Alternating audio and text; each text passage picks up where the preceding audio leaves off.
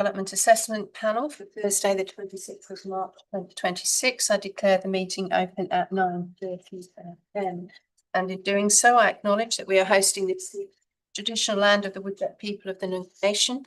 We acknowledge the Aboriginal people as the traditional custodians of Western Australia and pay respects to elders past and present and the ongoing connection between people, land, waters and communities. The meeting will be run in accordance with DAP Standing Orders and DAP Regulations 2011. The meeting is being recorded and live streamed on the DAP website. Panel members may refer to technical devices throughout the meeting to assist them in considering the information before them. I will now introduce the panel members for this meeting. Myself, Karen Hyde, as presiding member today. Francesca Lafante to my left, Deputy Presiding Member. Further to my left, Luigi D'Alessandro, our Specialist Member. And we have Councillor Jemima Williamson-Wong and Councillor Andrew Sullivan for the City of Fremantle for Part B. And later we will be joined by Commissioner David Caddy and Commissioner Kath Hart for Part C for the City of Nedlands. Item 2, apologies, we have none. Item 3, noting of minutes. The panel notes the minutes of previous meetings which are available on the DAP website. We'll now Part B of our agenda for the City of Fremantle. On seeking a declaration of due consideration, panel members need to have considered all the documentation contained within Part B of the agenda and Part B related information. Could I please confirm this with a show of hands? Thank you. Due consideration has been given by all. Next, I'll move to disclosures of interest. Could I please check with the elected members? Was this considered at council? Not considered, but we had a briefing. We did have a briefing. I did submit a partiality. Okay. Could you enlighten us as to the contents of the briefing? A briefing session is just an opportunity for the staff to introduce the RAR to elected members and for elected members to ask any questions. There is no debate and no decision making. Okay. And in terms of the questions that you were asking and the responses that you get, the sort of material that was discussed or so questions about, I guess, some of the matters that were part of the conditions, such as awnings, those sort of things. All right. Thank you very much, Councillor. And we've got your impartiality notice.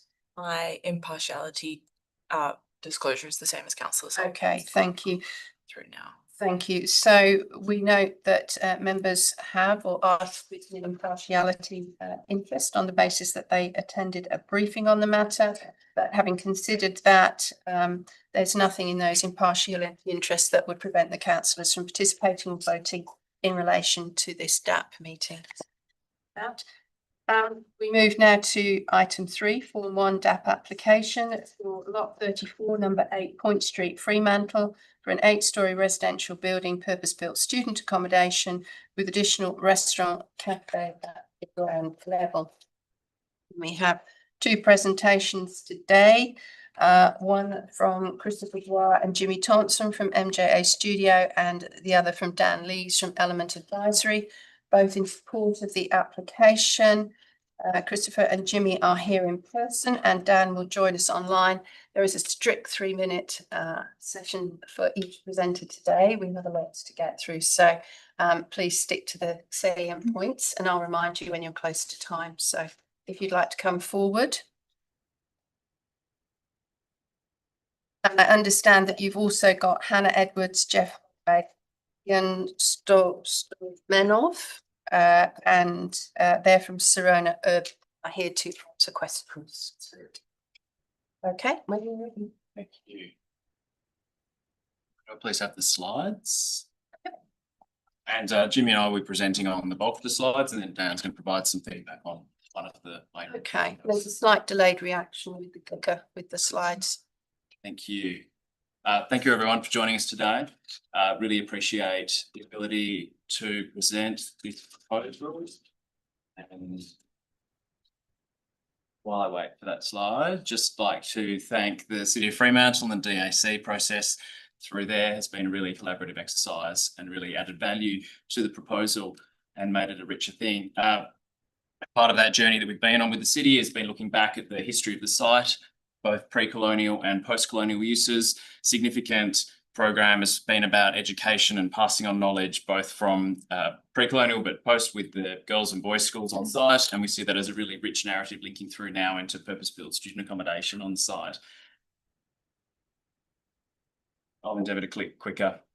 The DAC process, we've been breaking down bulk and scale and looking at how the built form can relate to the neighbours, both the Elders Wool stores along Cantonment Street and then the Limestone Heritage Schools on Princess May Park, with the other form or other part of our building, breaking our bulk and scale down into, bulk and scale down into series of bays, which really and relate to the vernacular architecture of Freo and the wool stores and that language. And also we're very cognizant that, you know, it's a long site with 3 street frontages. So we really wanted to make sure that we could break it down into a really elegant form. As part of that process and as part of the user class of PBSA, we've been focusing on the amenity for the residents and breaking it down into primary spaces, both on the ground and on the rooftop, but then having smaller spaces interspersed on the residential levels, affording different scales of interaction and incidental bump-ins to support mental health and community. We've also been looking at an ESD perspective, not just doing the 4-star that's proposed, but also how can we bake in sustainability into the scheme and the ability for this scheme to adapt over time and become a hotel use, or even possibly a apartment or long-term accommodation use, and just how the structural system can support those typologies. And then Dan is going to speak to this one. Thanks very much, Jimmy. Thanks very much, Chris. Good morning, panel members. Thank you for the opportunity to speak this morning in support of this exciting proposal for the East End of Fremantle. On behalf of the project team, we would respectfully request your approval as per the report recommendation, but with a modification to condition 5 regarding the awnings.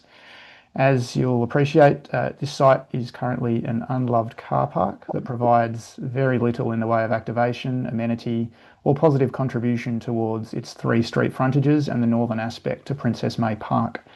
In its replacement, this proposal will transform this underutilised site and make a significant contribution towards the population of the city in the form of purpose-built student accommodation that is in alignment with the City of Fremantle's strategic objectives.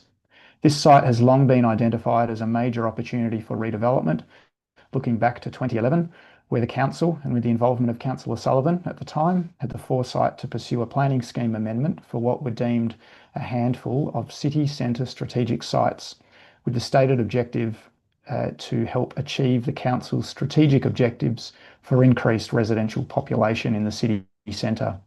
This identified major redevelopment opportunity has carried through to the city's Freo 2029 Transformational Moves strategy, which seeks to rejuvenate the Fremantle city centre as a higher density precinct that attracts new residents, workers and visitors. In this way, this development application represents the logical, responsible and anticipated implementation of the city's long-held strategic objectives. This proposal has been designed by architects MJA Studio, who have a wealth of experience in designing purpose-built student accommodation to provide an appropriate mix of unit typologies, indoor and outdoor communal spaces for residents, and in accordance with contemporary best practice as reflected in the WA Planning Commission's draft position statement, with a number of these student accommodation buildings having been completed and occupied by students as noted in the city's report. You'll also note that the RAR includes a detailed and favourable assessment undertaken by the city against the WAPC position statement provisions. As per the slide in front of you here, the requested modification is to condition number 5. The proposed design has intentionally omitted awnings to the Cantonment Street footpath and some of the Point Street footpath so as to respect existing street tree canopies and avoid an ongoing maintenance issue with the interface between the tree canopies and the awnings. This approach is consistent with the December 2023 approval for this site by this same panel, which similarly omitted awnings from Cantonment Street and some of Point Street. As shown on screen here, the proposal is for awnings to the Adelaide Street frontage and for some of Point Street. If I could move to the final slide, please, and to conclude, the proposed scale of this building is considered to sit comfortably within the emerging context of the east end of the city centre, noting the long-established Johnson Court building, the Little Lane Apartments building, and noting the plans for the adjacent Wool Stores shopping centre site and the Elders Wool Stores building. We've got favourable comments from the Heritage Council and a recommendation for approval from the City of Fremantle. As I mentioned in my introduction, this proposal represents the logical, responsible and anticipated implementation of the city's long-held strategy for this site, and this is the development application that logically follows. This therefore embodies orderly and proper planning, with the development following the clearly stated objectives for the site. And in closing, I would respectfully request your approval this morning as per the recommendation, but with a modification to condition 5 as per my deputation request form. Thank you for your time. Thank you very much. I'll now invite panel members to ask questions of the presenters or their team sitting behind them. Mr. Sullivan, any questions? Yes, just in relation to the waste management. Obviously, the City of Fremantle guidelines at the moment allow the proposal as it stands, but the RAR also indicated that in the future, collection of bins on the street, i.e. the contractor parking in the street and bringing the bins out to the street, would be something that would no longer be permitted. And obviously there is a future development happening in stage 2. The question that arises from that is there capacity in the design as it stands for that future arrangement to either be accommodated on the stage 1 site and or with some sort of reciprocal arrangement on the stage 2 site?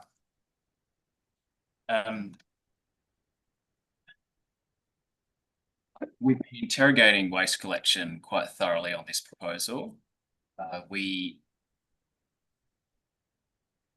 I'm trying to gather my thoughts on the exact response. Chris, I'm happy to speak to that in the first instance whilst you gather your thoughts if you'd like. Thanks. I'm diving into detail in my head, but I need to elevate back to a higher level approach. I'll give you the time. Thank you for the question, Councillor Sullivan, and look, appreciate that the waste collection arrangements for this application for stage 1 have been worked through between the city's technical services and planning directorates, and this is the arrangement that we've come to for this application, which is, as you've noted, for the waste vehicle to travel along Adelaide Street and bins to be ferried out, emptied and ferried back to the bin room so that there would be no bins left standing on the curbside. The city has made it clear as to its, I suppose, expectations for the future stage 2 development to allow for developments in the city's waste arrangement, waste collection practices to evolve over time, such that the stage 2 development, as per the recommended advice note, would need to have waste collected on site and not have bins collected from the street frontage. It's also been made clear that the expectation would be that that capacity to collect on site rather than Adelaide Street would then, at that future point in time, need to be explored for this stage 1 building, the building subject of approval today. There are certainly no, I guess, fatal flaws, or there's nothing here that the development as presented today, if approved, there's nothing there that would absolutely preclude that from happening at a future point in time, subject to detailed design. I mean, I say that on the basis that you can see where the residential bin room is located, which is adjacent to that through site link, which is intended to be a landscaped shared space, which is where we've located our deep soil area. That's going to be for the benefit of both the students of this stage 1 development and the future occupants of the stage 2 development, whatever land use that might comprise. But I suppose the short answer to your question is we have an arrangement that works now for stage 1 for this development, and there's opportunity to explore alternatives for stage 2. And Chris, sorry, I trust if you've got anything to add to that. I think the point is that we would support, the future change to it because it's a better outcome for the city, clearly. And I guess the other thing we just need to understand in the fullness of time, the user class for the site adjacent, and work with the city on collection methodologies that suit that user class. At the moment, the city has a policy, if it's a long-term residential use, they use a sidearm truck, and if that's wholly contained on site, you end up with a 6 metre of clearance needed to get that swing happening over the top. So we just need the ability to work with the city, subject to the land use, to negotiate alternate collection methodologies, be it rear lift, larger bin sizes. Okay. Flexibility is needed. Thank to you. look forward to the future. Happy with that answer? Yes, that. Did you have another question? Well, I guess the question is, there would be presumably no objection to simply that information about the future being in an advice note, because it's already been advised. There, yes, thank you. Councillor Williamson-Wong, did you have questions of the presenter? Yes, an initial question around the amenity on each level of the building. Noting that the DAC had kind of concerns around how much amenities being afforded to the students. I wondered if there was thinking, I know you mentioned the incidental spaces to improve mental health, etc., but it is quite a small square meterage per floor near the lifts. So was there any consideration given to taking out 2 rooms and including further communal spaces per? This comes from working on a number of these projects over time and the operational feedback and the usage of those spaces, and also psychologically in terms of wellbeing. We want to get students down to the majority areas because that's where they have the most interaction. Those incidental spaces are on floor to floor really are just much quieter, you know, little shared meeting spaces and opportunities to study. During the process, we added further ones next to the lift core on the north side of it. But noting that even in our first project in Stirling Street, going back 6 years, we had those spaces, but the usage of them is actually much lower from operator feedback. So again, it's over time understanding the health and wellbeing and psychological profiling of the demographic, and then trying to accommodate them. Often their first time in Australia, you know, first time living out of home or living in a bigger city. So you actually want to try and drive them down to collective hubs. And that's why we put all that energy into ground and roof terrace. Also noting that overall, like we're way above typical levels or like square meterages per resident for that sort of amenity. Okay. Thank you. Member D'Alessandro, did you have any questions? No, thank you. Member Lafante? No. Okay, thank you. Let me just refer to my notes. I don't think I do either of the presenters. I certainly do of the local government. Okay, we'll let you go. Thank you. Thank you. We now refer to the officers. Now we've got Eric de Badal in person here. And have you got Russell online? I think Justin may be joining instead of Russell. Justin, Lawrence. thank you. Manager at the moment. Lovely, thank you. So now is the opportunity for panel members to invite questions of the local government. If you wish to start with anything in particular, any comments? We've obviously read the RAR, so we don't need you to repeat that. Was there any introductory things that you wanted to say? Not necessarily. I mean, we the R13, obviously the deputation from the proponents. So, I mean, we're happy to respond. Happy to take questions. Okay, all right. Let's go around the table again. Councillor Sullivan, did you have any questions of the office? Yes, just in terms of the request from the applicant about condition 5, that it be deleted.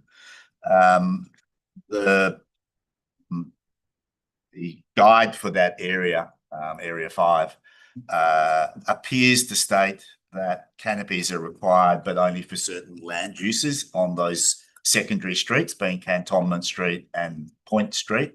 So the land use that's proposed doesn't seem to fall into the land uses that are noted in that policy or in that area statement. But obviously the land use is a sort of an unusual one. How did you deem that land use in relation to the requirement that canopies exist for? I think it's commercial. I can't remember the other two. But there are 3 types of land uses where it states that canopies or awnings are required. Sure. I mean that policy does require canopies along the primary, identifies the primary and secondary streets. There are certain land uses. I mean, ultimately that policy is quite old. It's been more strategic development with our city plan and the cantonment precinct work. that is hoping to deliver, I guess, a better pedestrian environment, which does include the use of the provision of canopies, or hopes to include the provision of canopies for, I guess, nature and weather protection. So I guess our recommendation stems from some of that strategic work, as well as this use is, while it is a residential building, there is I guess, a commercial component to it. So, and that policy applies to those primary and secondary streets, which this site sits alongside. So. Okay, if I may, through presiding member, is that hope reinforced in statutory planning documents or policy or another form of planning instrument? I mean, well, it is required by that policy, whether it's for specific land uses or not. That is the main document we're working with, and then there are the precinct design work and the more strategic documents we're working with to create a pedestrian environment along those streets. Sorry, are you saying that for secondary streets, it's still required by that document for land uses that aren't described in that document? I'm just seeking interpretation of that. Have you interpreted that document? Well, we've interpreted it as a secondary street. I guess, given the land use, one isn't specified in the policy. Typically, I don't think it was probably considered in that policy. It is a bit of an unusual one, being, I mean, purpose-built student accommodation wasn't necessarily ever a defined land use. It is now being defined by, I guess, new strategic work by the department as well, introducing their draft statement. So I guess we're applying that policy across the board to sort of satisfy, irrespective of the land use. Okay, so it's an extrapolation of the requirements because of the unusual land use. Would that be a reasonable? Fair summation, yes. Thank you. Councillor Williamson-Wong, did you have any questions of the officers? I don't think so. No. Thank you. Member Sant. I only had, on condition 5, I've read the proposed amendments. Is that acceptable to the city? Look, generally speaking, I think we accepted in the first application, wasn't one along Cantonment Street. Again, more strategic work has been done. We're hoping for this Cantonment Street precinct. I guess our condition as it's written currently still allows for, I guess when we're looking for more detailed design as to where that canopy can be provided. If it is impacting trees, we're obviously wanting to accommodate for that, but I guess we need for the condition as we proposed. Okay, thank you. Do you have any other questions, Member Sant? Did have, but now I can't find it. I'll come back to you. Come back. Member Ted, do you have questions of the officer? Yes, my question, a couple of questions. First one relates to condition 22. That is material in relation to the acoustic report. Yes.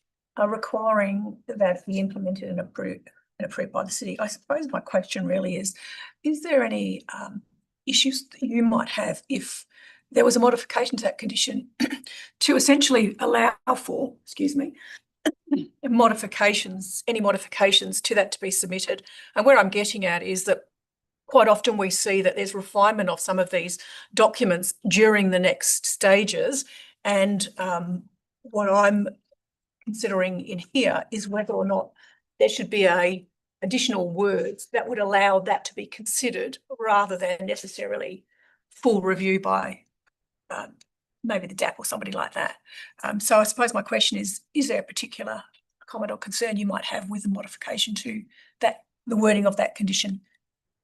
Yes, there would be, and I did have a discussion with the Daniel, he's online, to perhaps allow for where a specific condition or requirement or exact mitigation measure can't be met. Equivalent. About the acoustic. Yeah, so there is scope to modify that too, I guess, for an equivalence of what was specific requirements. So you're saying that you believe the condition already does that, or you're comfortable with?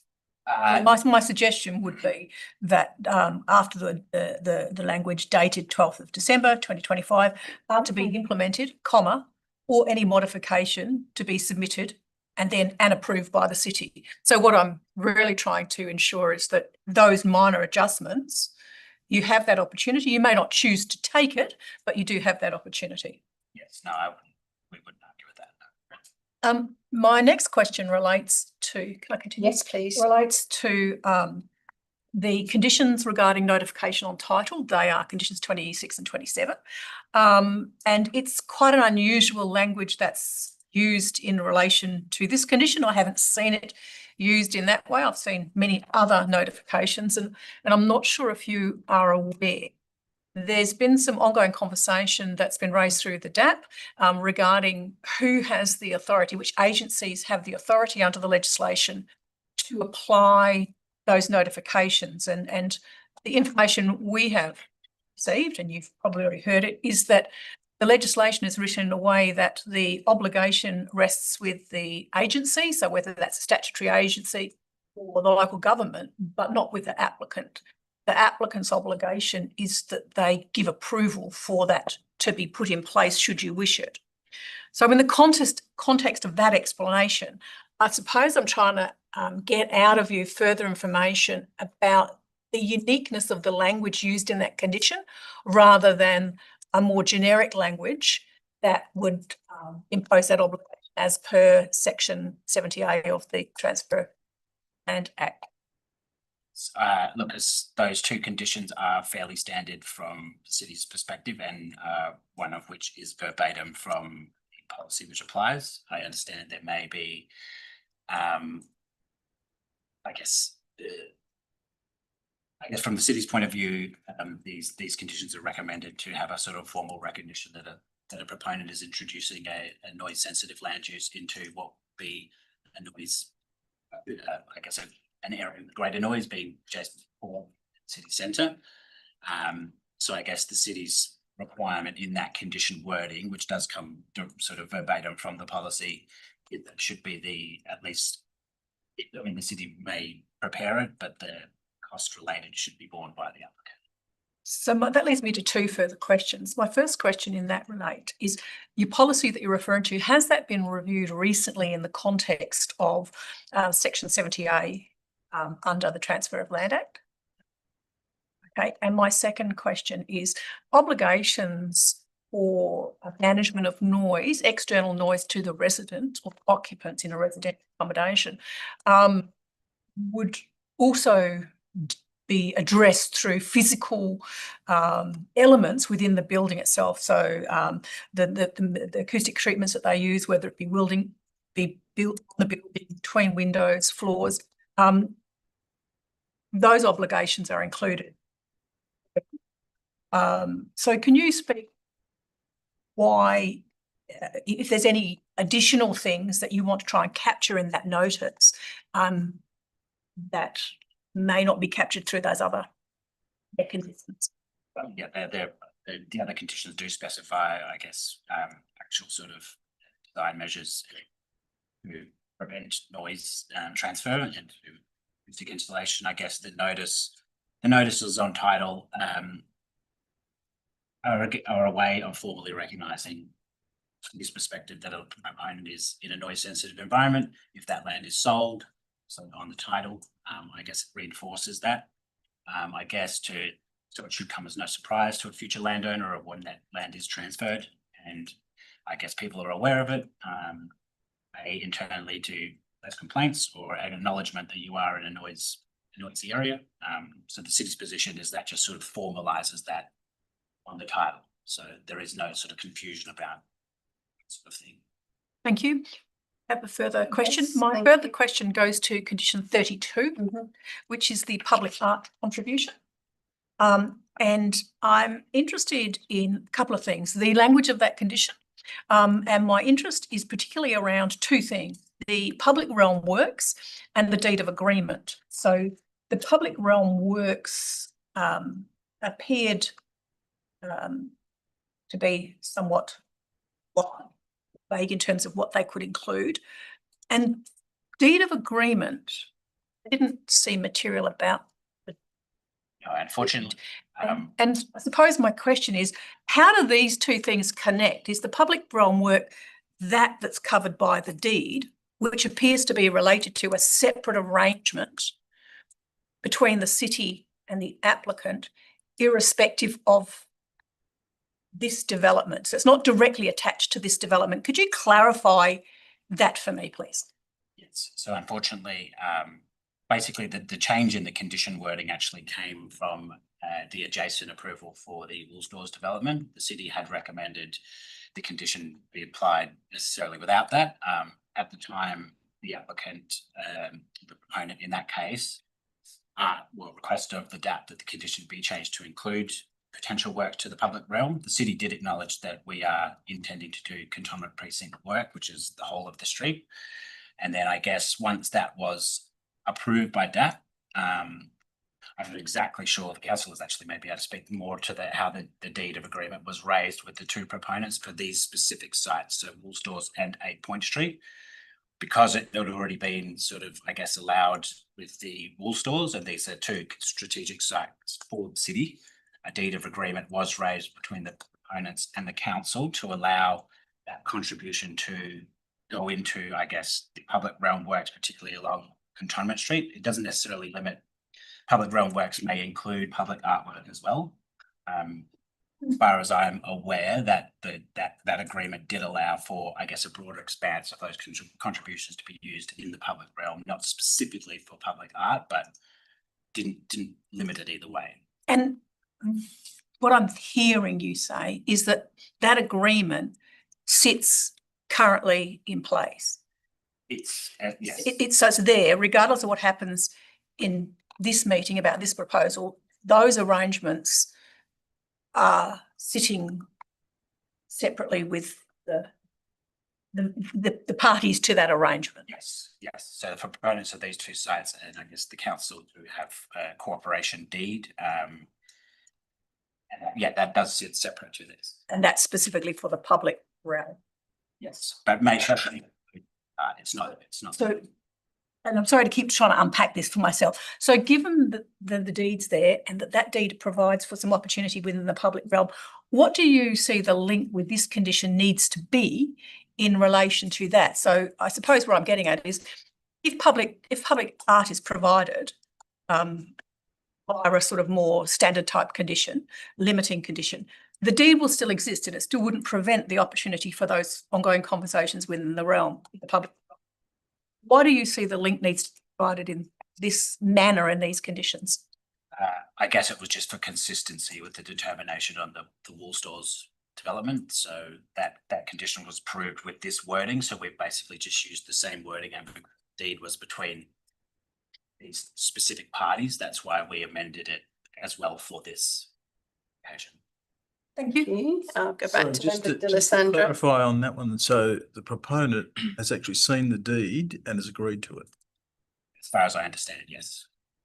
And the other one was the same about the acoustics, because it is very specific how the acoustics have to. Do you have any others, Member Number- D'Alessandro? Yeah, condition number 25. Edition 25, what was your question? Is it standard to actually list all the acoustic requirements? Or is it just going to be part of the report, which is part of edition 22 and 23? Did you get that question? So Member D'Alessandro is questioning why you've listed specifically everything in condition 25 when it's referred Covered to. in conditions 22 and 23. Again, it's more, these are consistent with the conditions that stem directly from those policies and I guess the previous approval on this site, as well as any others that are subject to those policies. We apply the condition as well as the acoustic report may reference the policy, but not, I guess, specifically outline all these recommendations. Thank you. Thank you. Thanks. I just had a couple of follow-up questions from the questions that were asked. Just in terms of the acoustic conversation that was being held, is it the fact that the normal requirements for acoustics in buildings are very much about the transfer of noise from one section of the building to another section of the building, but don't necessarily cover noise in the precinct and the building itself, and that what you're trying to achieve through this is a recognition of the precinct noise in the building? Are they different? Yes. Two different things? Yeah, so some of them stem from, I guess, port activities, which are obviously external to the building, so it's insulating from those as well as being in a centre design, but it's also within the building. So the normal codes for buildings don't really address that. They just address what might be, say, from a cafe to a resident above, or from one residential unit to another residential unit. Well, I guess the port and city centre are more from insulating from external noise. So the recommendations are in addition to the normal requirements. Secondly, just in terms of the conversation about the previous approval issued to HU and the development on the other side of the road, are you essentially saying that that is like a condition precedent that creates a planning justification for this condition to be included here? For these very specific sites, yes. I think it's sort of clarified in the advice note that we don't intend, it's not a change in our public art policy or anything. It's because of the decision on that side and because of this disagreement that's come to fruition, I suppose, that we've allowed the conditions to sort of align strictly with the deed of agreement, as I understand it, was written and agreed to after that planning approval. That's correct, yes. That's as far as I understand it. Okay. So if you accept it as a condition precedent, if you accept that there's a precedent set, what would stop that precedent now being applied to every future decision? Well, I think we sort of outlined that it's because of this agreement there was, and again on that first initial application with the wool stores, we hadn't recommended the condition as it's written now. It was amended and approved at that time. I guess it's quite clear that this agreement is between these parties only, and we've tried to make that clear. And there is, I guess, Cantonment Street precinct work, which hopes to improve Cantonment Street specifically as a precinct, and I guess the public realm works that we're hoping to achieve there in conjunction with these proponents. So because of this agreement, it shouldn't spread to other sites, and that's certainly not our intent to recommend it for any other site. I mean, it's quite clear that these proponents is recommended for these proponents, and that's where it ends. There's no change to our public art policy. Thank you. Just one question from me with this public art policy. Is it a cut and dry? Does it either give the city the money or develop public art to that value, or could it be proportionally some money to the city and some money to public art? Does it allow that flexibility? Yes. Okay. So the money that comes to the city could be used for whatever the city chooses to do within that Usually scope. Usually, if we were to have a contribution, normal circumstance for public art, but the city's proposed public art, there can be a mix. It can provide some public art on site themselves. Yeah. Give a contribution. Okay, thank you for that. Any other questions of the officers? All right, thank you very much. And sorry, Justin, but thank you for listening in. We will now move to the item before us, and we have a responsible authority report which recommends that we approve this application subject to a number of advice notes and conditions. I'm seeking a mover in the first instance for that. Thank you, Councillor Sullivan moved. Is there a second? Thank you. Thank you, Councillor Williamson seconds. Councillor Sullivan, would you like to speak to the motion? Thank you, presiding member, and I absolutely commend this development and seek approval for it. As has been stated, it's been a very long journey for these sites, and we've had quite a few iterations of proposals for this very site. It's always challenging, but I think as each iteration has come forward, in many ways they've become better, which is unusual because often, iterations actually get worse with time because their land's been sitting there and the costs and the like. So this is a great proposal in the land use, particularly in terms of the functionality of a city centre and a university town.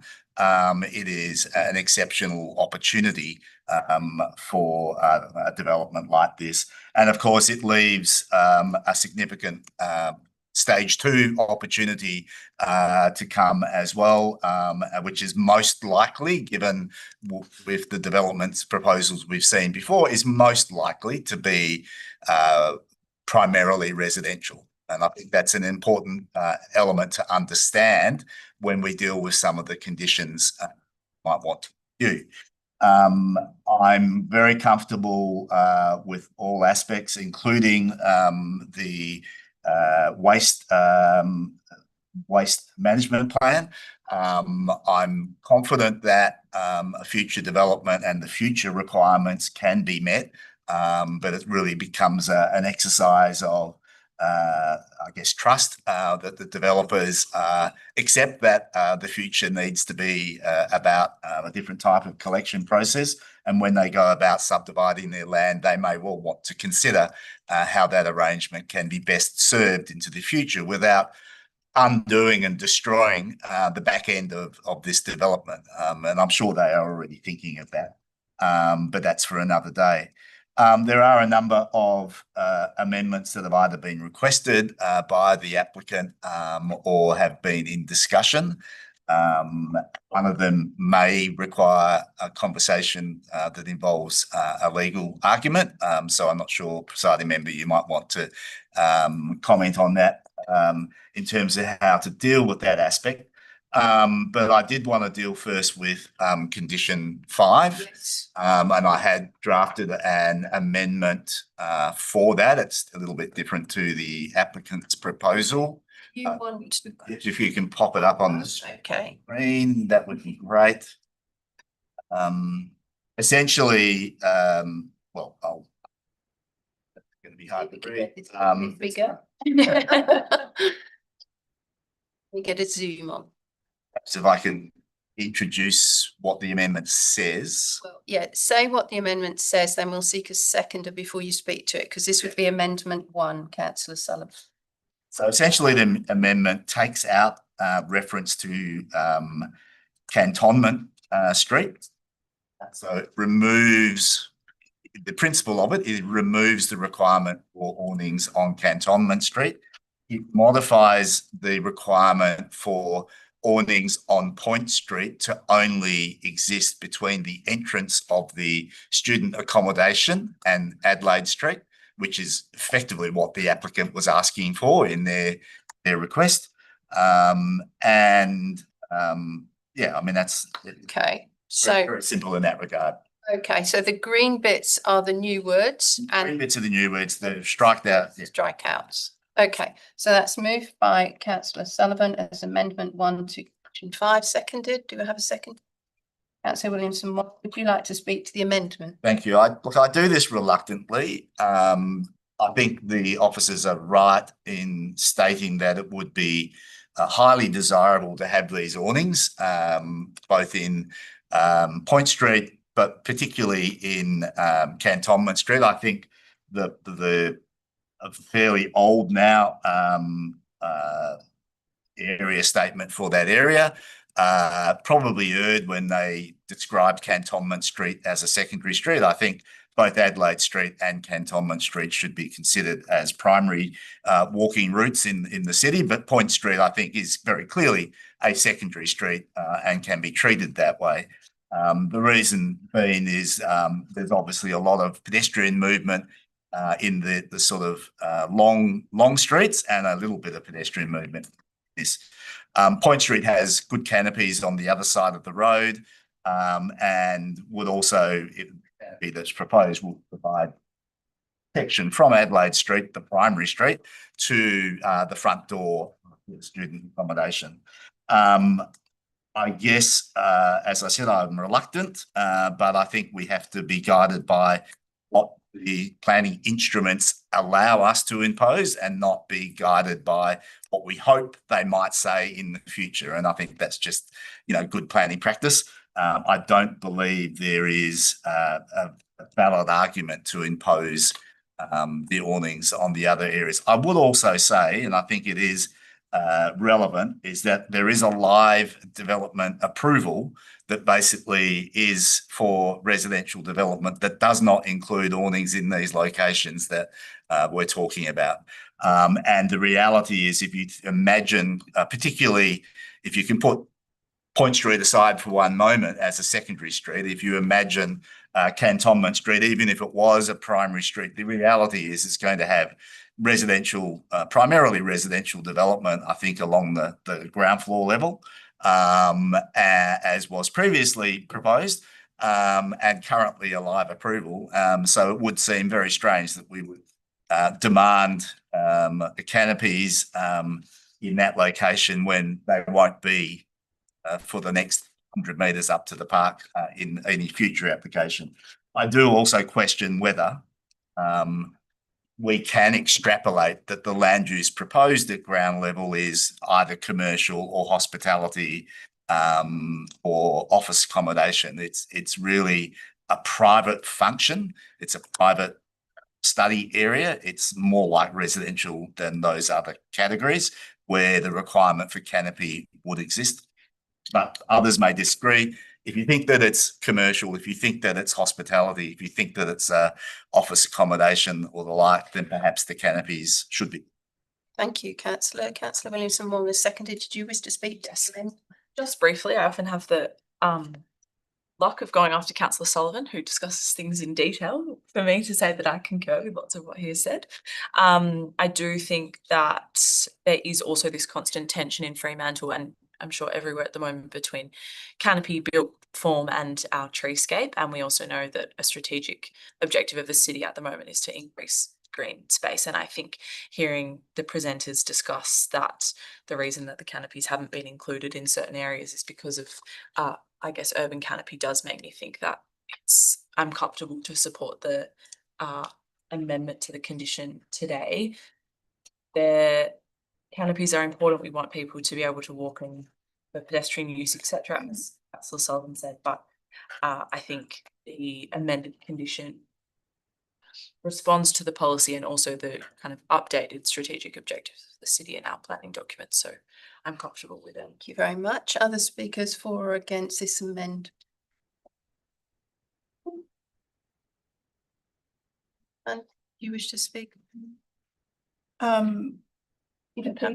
Well, I suppose I think there's a reasonableness in terms of speaking about the level of awning whilst attempting to reflect the development type it is, and noting that it's not complete commercial development. It has residential components supporting what's happening in Fremantle, and the intention to provide consideration in design of awning where it can be provided relative to the activation and interaction within the site. I don't think it's unreasonable. No, thank you. I'm happy to support this amendment. I did look at what the applicant was seeking, which was to take out much of the detail. I think what Councillor Sullivan has provided is to take out the most contentious elements around Cantonment Street, but to allow still some point of measurement in there, but with some level of flexibility, obviously, to retain the trees where possible. And the project has good architects. I'm sure they can come up with something which has the appropriate aesthetic whilst dealing with the necessaries of shade and shelter and those sorts of things. So happy to support. So back to you if you wish to close debate on just the amendment, or we can go straight to vote on the amendment. Just close it quickly if I can. I would point out that if there was a subsequent change of land use in those areas, then the requirement for canopy would be brought back in. So I just point that out because, you know, obviously the proponents are arguing that they have a very flexible building. So you might wish to ensure flexibility in that regard, in that aspect. Okay, thank you. Let's go to the vote on amendment 1 only. Those in favour? That's unanimous. Thank you. Still with you, Councillor Sullivan. Thank you. I did want to speak to condition 32. I don't necessarily personally need to raise legal No, we don't. matters, We don't. and obviously can't Put comfortably go. forward alternates if you wish. Yeah, so You wish to read out an alternate wording for? yeah, so In essence, my amendment to the motion is to simply scrub the words that refer to heritage and or external public realm upgrade works, which effectively brings the condition back to the standard condition that exists normally. Okay. I would just seek, if I may, through you, presiding member, Yes. whether the second part of, whether there are words in 32B that need to be amended if, as part of this. We actually have, Yeah. Ash, I'm not sure if you, that bit, it was provided to us as an alternate. I can read out if you wish, The alternate, the other alternate. the alternate. So 32A would read as follows. Prior to the occupation of the approved development, the sum of $700,000 being 1% of the estimated cost of development of 70 million specified on the DAP Form 1 must be paid into a special trust fund used by the City of Fremantle for the purpose of installing public art in the locality in accordance with LPP 219 contributions to public art and or heritage works. B, alternatively, public art at the value of $700,000 must be installed on site prior to the occupation of the approved development to reflect the cultural, social and historical context of the site visible from the public realm fronting Cantonment Street, Point Street or Adelaide Street, and must be approved by the city prior to installation on site. The on-site public art must be maintained for the life of the development to the satisfaction of the City of Fremantle. And there's also then the deletion of advice note 5 because that's encapsulated into that amendment. Is that the amendment that you were meaning? I'm happy to move that way. I would just probably ask the moving of the advice note 25 into part B is just something I would want to seek officer advice about, because before I moved it, if we would allow, because they haven't seen this. All right. You obviously presiding member as to whether we can do that. Yeah. Okay, Eric. What We put that up on. what we're trying to do is to no, we can't because we can't extract it. The what we're trying to do is just open up that opportunity in B within the public art fund for the city to use that or for the public art to reflect cultural, social and historical context, which was really what was included in advice note 25. So that sort of nullifies advice note 25, if you will, and makes it part of a condition, which gives it more weight, I suppose. So 25B, the advice note wording. So deleting advice note 25 and adding that the public art could reflect cultural, social and historical context of the site. Any objection? To that, no. Okay. Do you want to put it on a separate document and put it on the screen? Do you want it on a separate document on the screen? You happy with me having just read it out? Yeah, look, I'm happy to move that. Okay. That recommendation that was supplied from the department. That's right. As Thanks. opposed to mine. Okay. Is there a seconder, please, for that? I'm happy to second that. Okay. Did you wish to say anything further? Well, again, this is something that I'm reluctant to do on the run, but there are a number of factors which compel me to do it. The most important one is that I've stated previously on condition 5, I believe very much that we need to follow the planning instruments that we have to guide us in our decision making. And I don't believe that the LPP 2.19 actually contemplates allowing artwork funds to be used for general public realm improvements.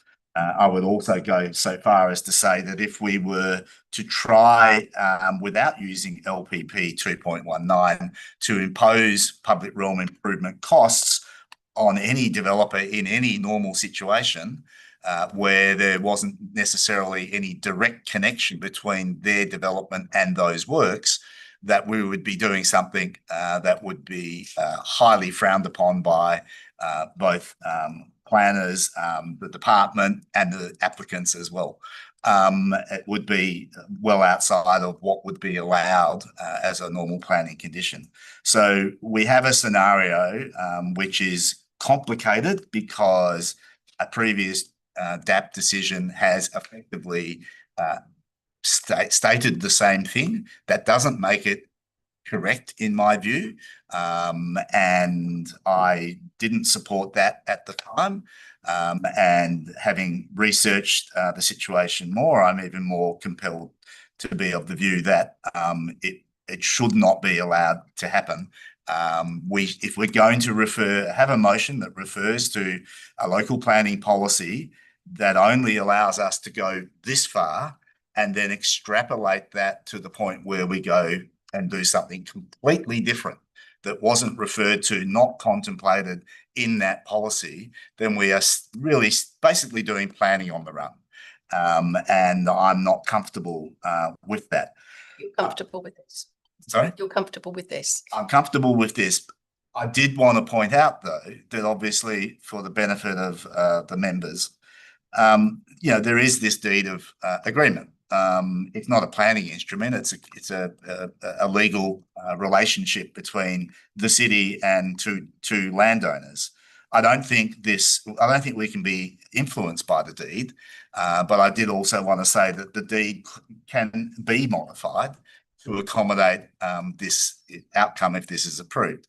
We will have a very strange situation where we have one site where the funds at this point in time in theory, can be used for general works. So the $1 million and something from the HU development over the road currently, as it stands, would seem to be able to be used for general works because that is the live decision.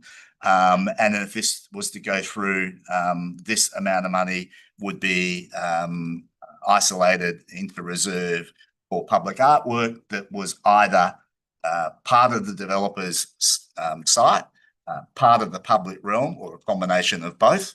I would also say that it is open to the city and the developers to basically allow that reserve amount to be in place for quite like a decade. It's not unusual for those reserves to not get spent for a period of time, and for the city to basically reach agreement with the landowners that those reserve funds could be temporarily used to bring works forward in the public realm, provided the reserve was topped back up later on. Now, that needs advice. That's not really a planning matter. That needs something for the city to deal with.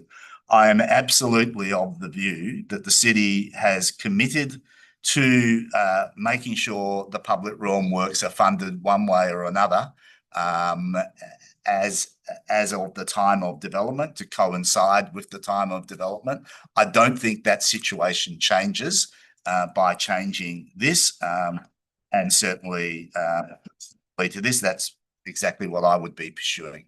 Thank you very much. As seconder, I just believe that the deed of agreement is a separate matter. It's not subject to our discussion or consideration over this. I think the policy is quite clear, doesn't include relevant reference to public works. I think the essential element of advice note 25, which is, the interpretation that's sought in line with the policy, has now moved into the condition. So I think the condition now has certainty, clarity, and it's quite reasonable. So I think it meets all the planning tests that we would normally put these conditions through. So I'm very happy to support that. Any other speakers on this particular amendment? Yes. Councillor Williamson-Wong. Thank you. I think it's important that we do talk about this a bit more thoroughly, given that, the DAP made a decision that led to the deed that we are talking about. And I agree, presiding member, that unfortunately legal deeds are not planning considerations. They're not provided for something that we can consider. But the issue and the complexity of the situation where occurs in that deed, in the fact that when the wool stores came to us, came to this DAP, the condition was amended to allow for public realm works, for the money to go to public realm works using that public art contribution. At the time, I was not happy with that condition for all the reasons that Councillor Sullivan has now. That's that application. This is Yes. this one. I'm just giving some background, I guess, for the purpose of also the people who we have in the room. It's important for me to explain why we are here.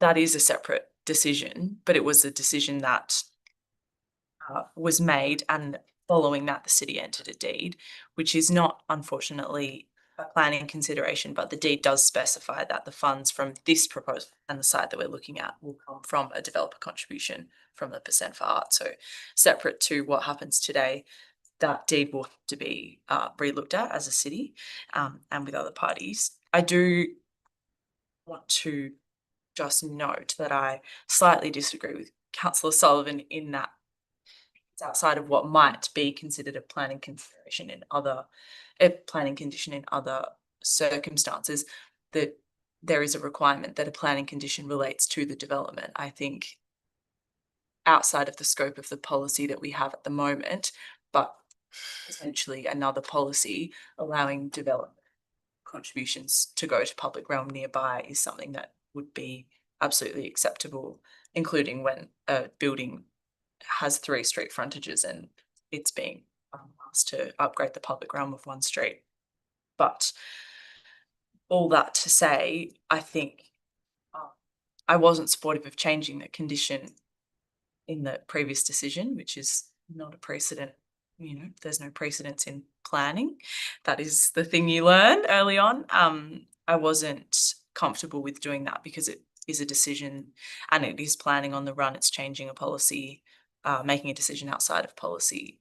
And I wish that I was wrong or that I changed my mind about the legal aspects of these things, but unfortunately, that is not the case. And so it's not a decision that I take lightly, and I hope that the proponents understand that perspective as well. Any other speakers on this amendment to Member Lefanti? I am supportive of the language change in the, I would concur that it creates greater clarity. I would also acknowledge that in this location, there's a lot of unique considerations in relation to the design and the locational considerations. And I would also be of the view that despite the comments that despite the fact that there's an ongoing deed of agreement, I think that that supports the principles that are attempting to be achieved in relation to both the activation of this area as well as the design elements that incorporate both on the proposal and in the area. So I think that the refinement of the language helps to continue to provide for public art and other elements that support this development and this locational context, which are all unique within the Fremantle area. Thank you. Not to repeat everything, I also support the amendment. Okay, thank you. Did you wish to close, go straight to the vote on this one? This is for Amendment 2, the language that was read out. All those in favour? Thank you, that's unanimous. It's still with you on the substantive. I was looking for the advice note that I was talking about previously about the waste management. I can't recall whether I. Sorry? No, advice note Yeah, so. was the city's response in the R13.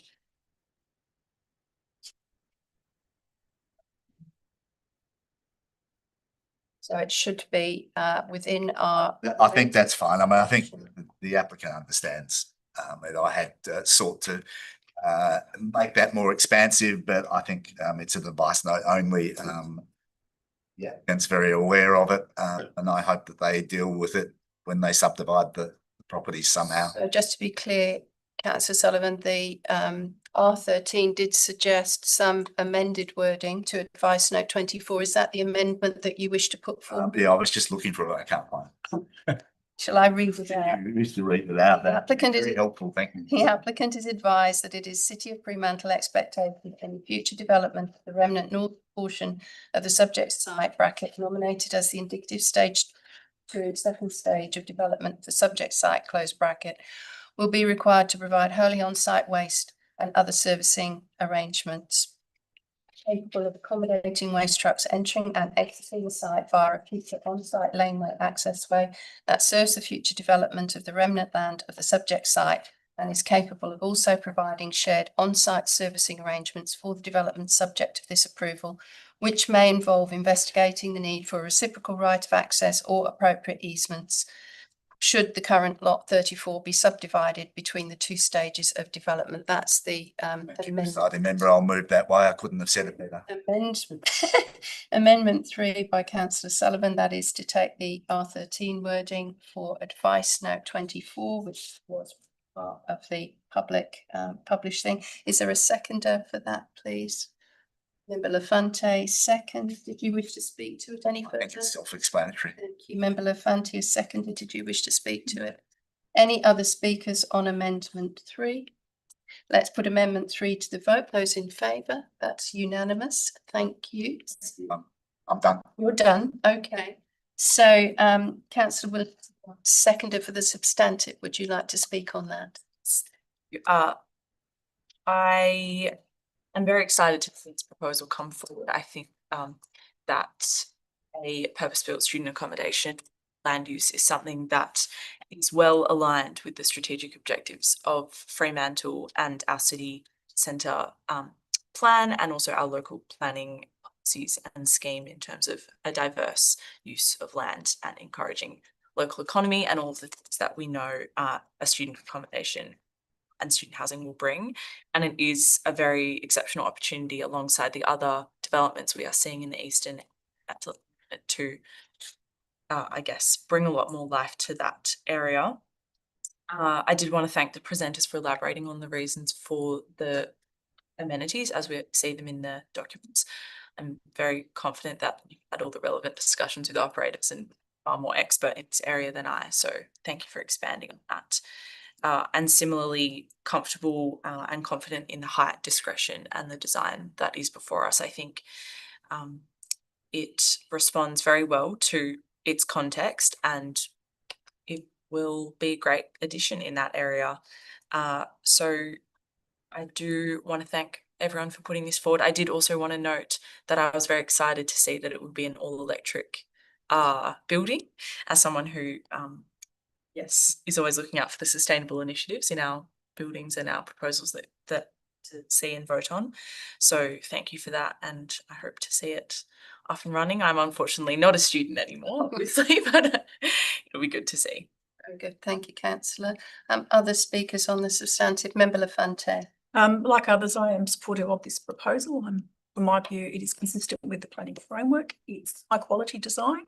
It is using the central location, and it's got a very innovative design, both in its facade and its form, which does take some cues from some of the other historic buildings from the area.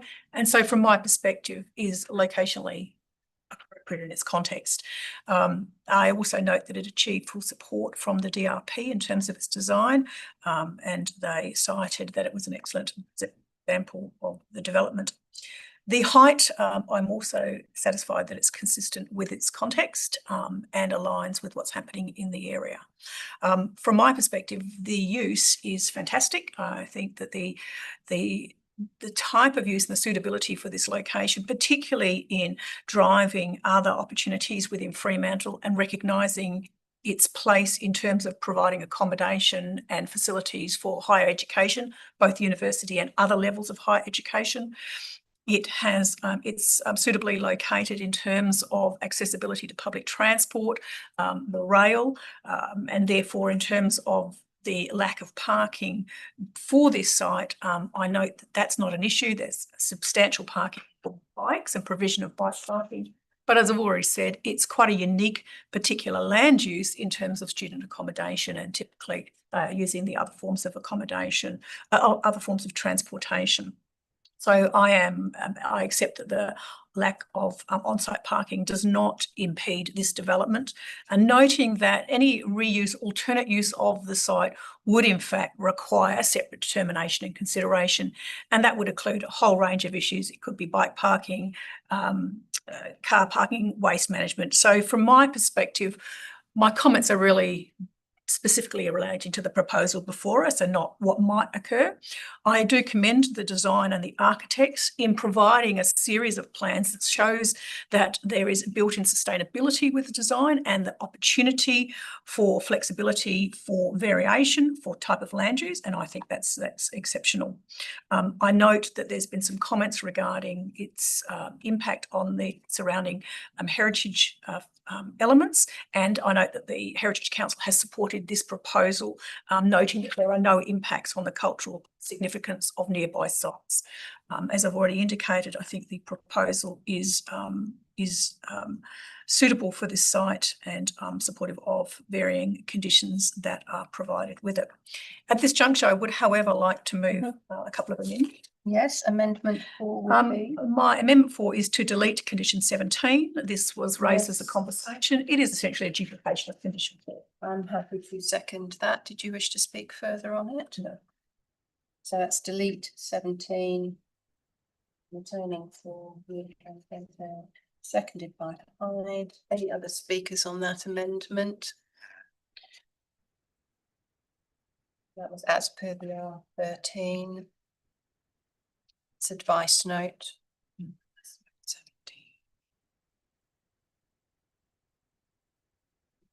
There are no other speakers.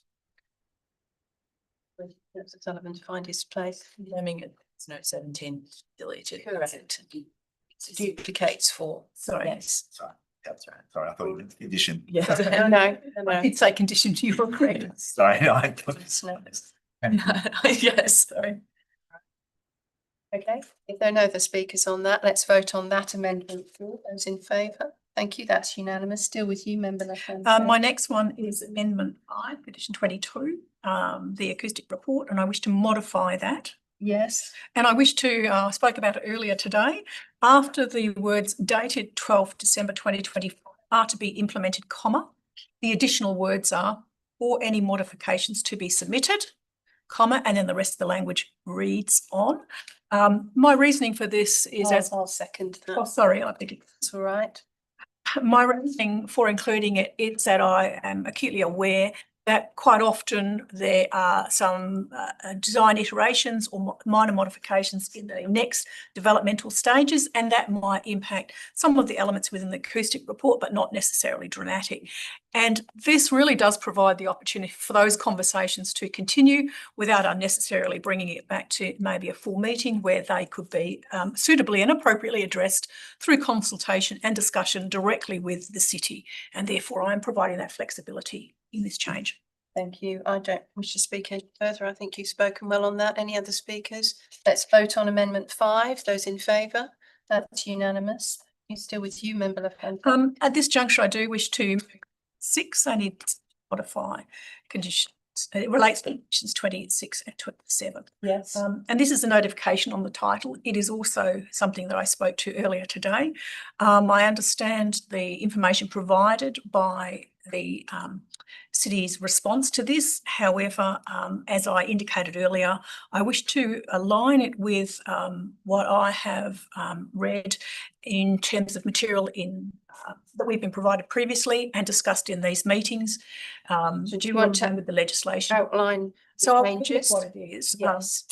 So I'm adding, so it says prior to the occupation or add use, Yes. continue with of the development, the landowner shall provide consent to a notification pursuant. Add the language under section 70A of the Transfer of Land Act 1893. It must be registered over, placed on the title, or must be Yes. registered or being placed on the title of the lot, and then specify the lot being lot 34, number 8, Point Street, Fremantle, subject to the development. And the notification essentially aligns with the provisions that the obligation is for the statutory agencies and not the landowner. Landowner has to give their authority, that and the notification would read, the lot is in close proximity to transport corridor, into noise, is close proximity to transport and other activities that may affect noise, that may be affected by noise, other impacts associated with the development. And then I've got an advice and added advice. Did you delete on 26 all costs, etc., etc.? Oh, yes, sorry, let's delete that. So just deleting that last sentence, costs and incidentals relating. And also, are you deleting bracketed section?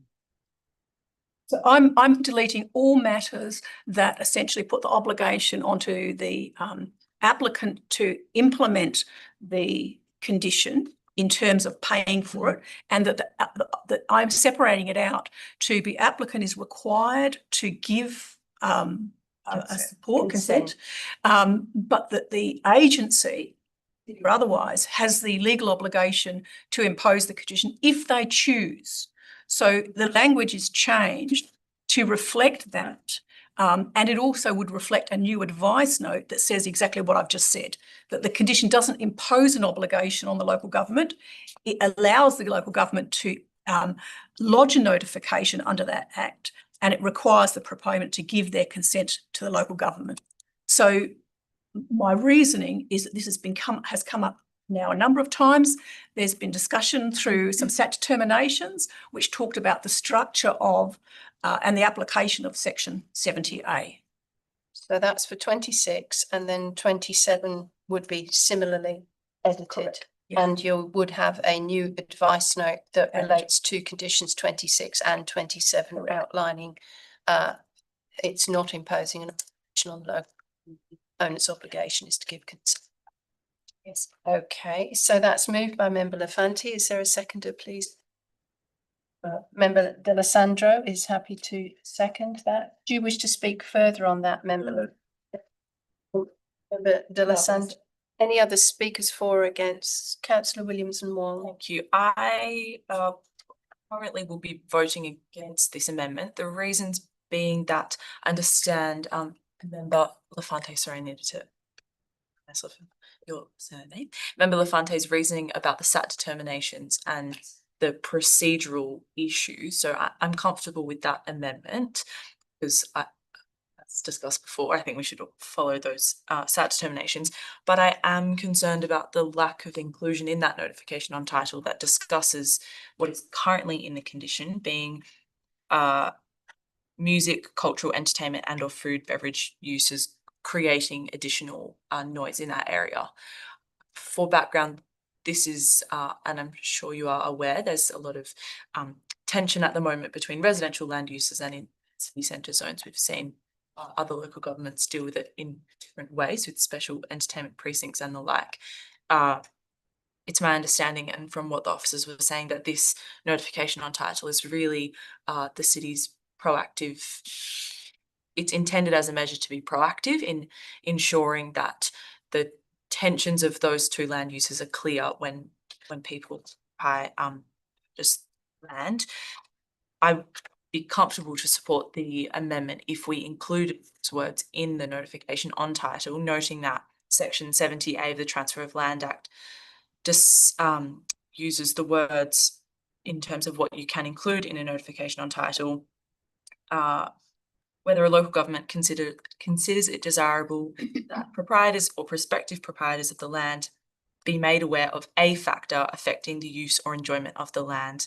And I would put that increased noise because of cultural, entertainment, beverage, hospitality would fall under an acceptable factor that would be impacted or that would affect the use of or enjoyment of that land. So I'm not sure if Member Lafante has a response to that, but at the moment I wouldn't be comfortable voting for the amendment. Thank you. Mr. Sullivan.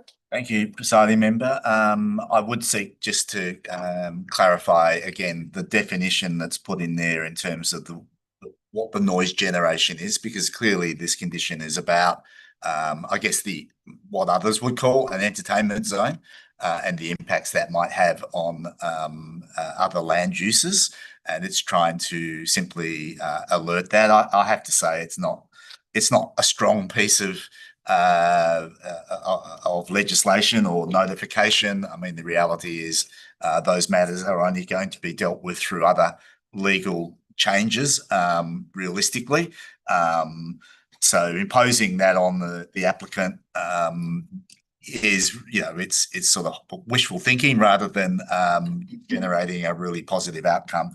But that said, if what I particularly am concerned about is that when development comes along and it has impacts that need to be dealt with through the planning process, which this is, we impose those costs the applicant in almost all circumstances. And I haven't heard an argument that suggests that the need to change the way the wording is put in terms of providing, the landowner providing consent and everything, means that the applicant, in this instance, shouldn't also have to pay for the process of putting that on title.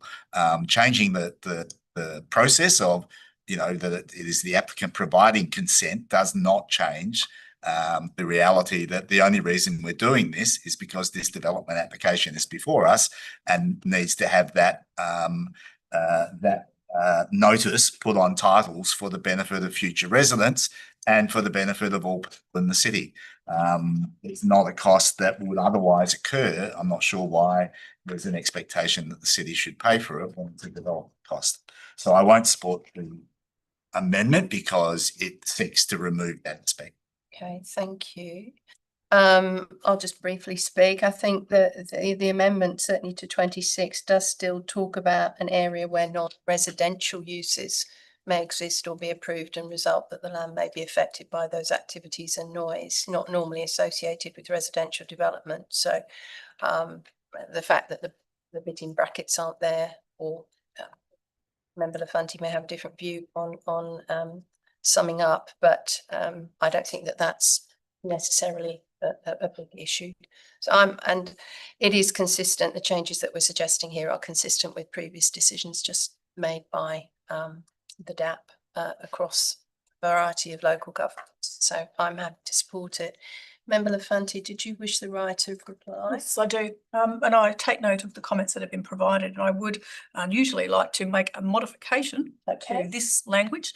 It takes on board comments been raised by members today, and really it's the italic notice to say that the lot is in close proximity to noise creating activities, including traffic, port activities, entertainment activities, and other noise impacts associated with the location of the site. So I agree with the intention of. Just check with the seconder. Are you comfortable with that amendment? Thank you. Please proceed, Member Lafanti. Or is it? No, it's replacing the actual notification. The notification expands relative to this site and takes in the comments that the other members have made relating to other noise generating activities. Okay, thank you. So that's seconded by the that's moved and seconded, agreed by those people. So my modification really intends to reflect that the site is with very unique situation, a very unique location. There are lots of activities which you want to keep and encourage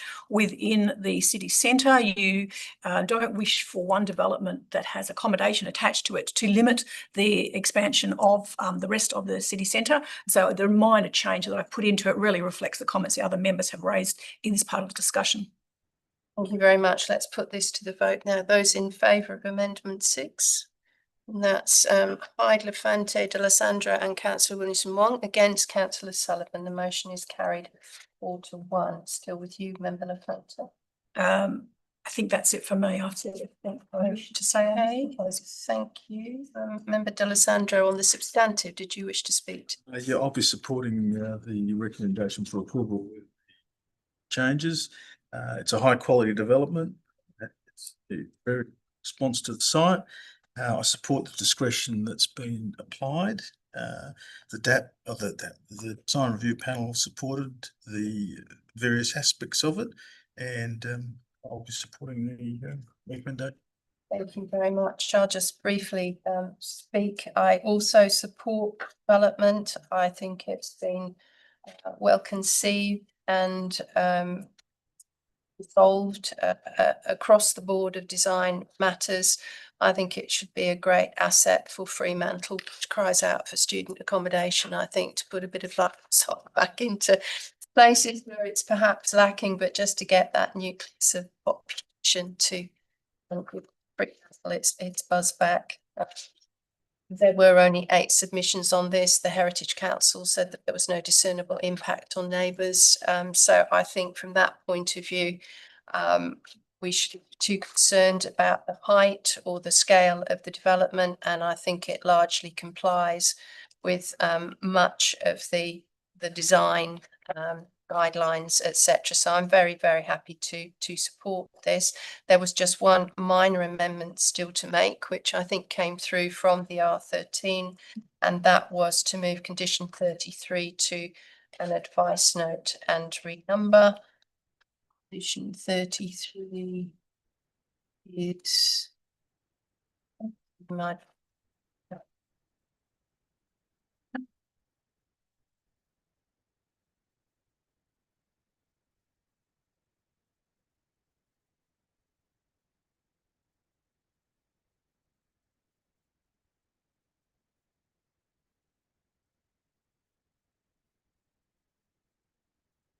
it was just a general statement, preceding conditions and time limitations, which city officers were comfortable to move to an advice note. That's amended to an advice note and then renumber the conditions. Do I have a seconder, please? Thank you, Member Lafanti. I don't think I need to speak to this. I think it's self-evident from the R13. Did you wish to speak? No. Any other speakers? Let's put Amendment 7 to the vote. Those in favour, that's unanimous. Thank you. That is all I wish to say on the matter. We then refer back to the mover of the substantive, Councillor Sullivan, to close debate. I thank the members for the positive comments that they've made about this application. Very much forward to this one going ahead. And I also look forward to the opportunity that will now need to be created by the city to do some fine tuning of this deed of agreement, so that essentially the matters that have already been agreed to can go forward without a hiccup. So thank you very much. Let you put it to the vote. Thank you very much. All those in favour of the substantive as amended, that's a unanimous decision. Thank you. Briefly back to our agenda, item 4, no DAP form 2s, no SAP 31 reconsiderations at item 5. So I will close this part of the meeting by thanking Councillor Sullivan and Councillor Jemima Williamson-Wong and the local government members from the City of Fremantle joining us and presentation and participation. And we'll just shuffle chairs around now, and we look forward to seeing you next time.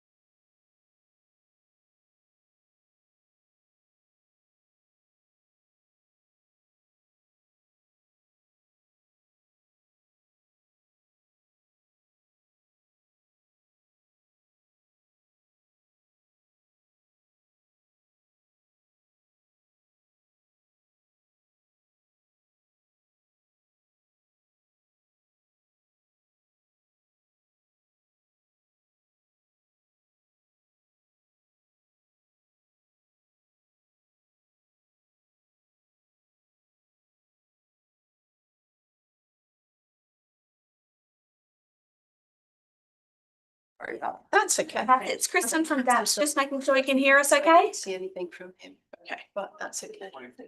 G'day. Yes, I can. Perfect. We can hear you as well. Having us down. Fabulous. Thanks very much. But that,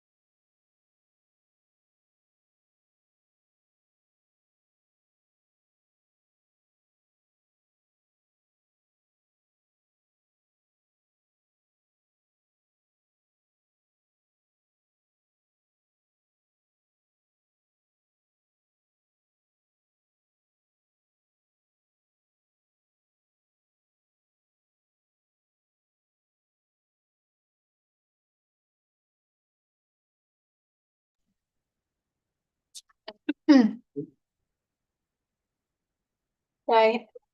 Hello, Commissioner Hart. Can you hear and see us all right? Yes, I can. Thank you. So thank you for joining us. So have we got a full complement? We do. We're all good. So we will now commence part C of this meeting for the City of Nedlands. For those new to the meeting for this part, I remind everyone that the meeting is run in accordance with the DAP standing orders, and panel members may refer to technical devices throughout the meeting to assist them in considering the information before them. And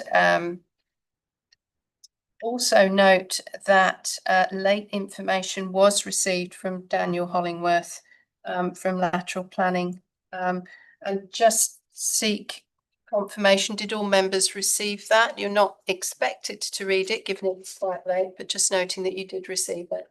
Okay, lovely. Thanks.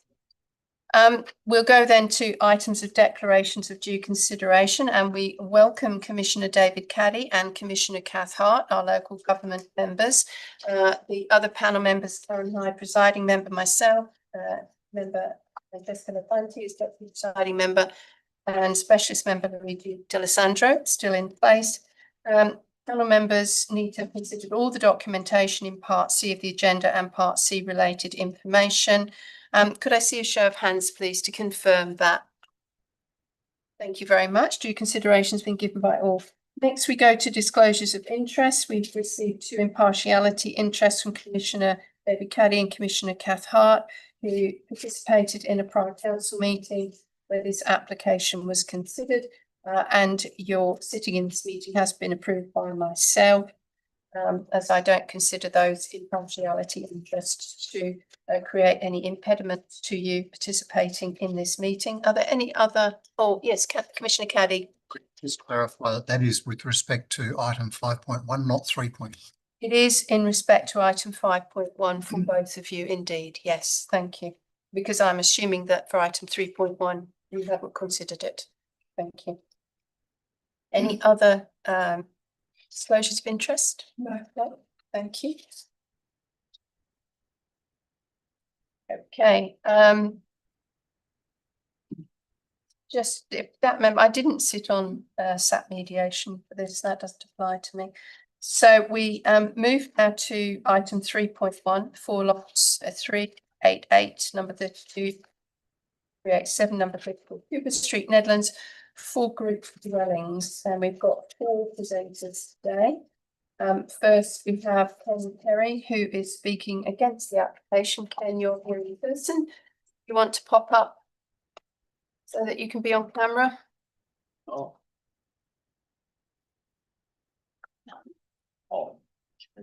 how does that work? Oh, I got to see myself. Mum will be pleased. Right, it's strictly 3 minutes, as you know. I'll remind you when you get there.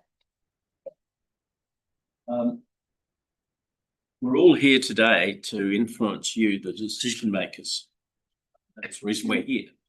But it seems obvious from the guidance I was given in making my submission that the planning decision-making system just wants us to stick to the details, stick to the facts. I disagree with that. The planning system's biased implicitly because the decision makers are generally all planning industry experts, and that gives them a bias. There's no choice to that. It's an implicit bias. The big problem is that you're given such extremely wide discretionary powers to make decisions far beyond urban planning efforts. If these powers were clipped or restrained in some way, it'd be much less of a problem. But until the powers clipped, are clipped, I will remind you, I need to remind you of the weaknesses in the system in which you are swimming. And on that basis, the context is critical for each decision.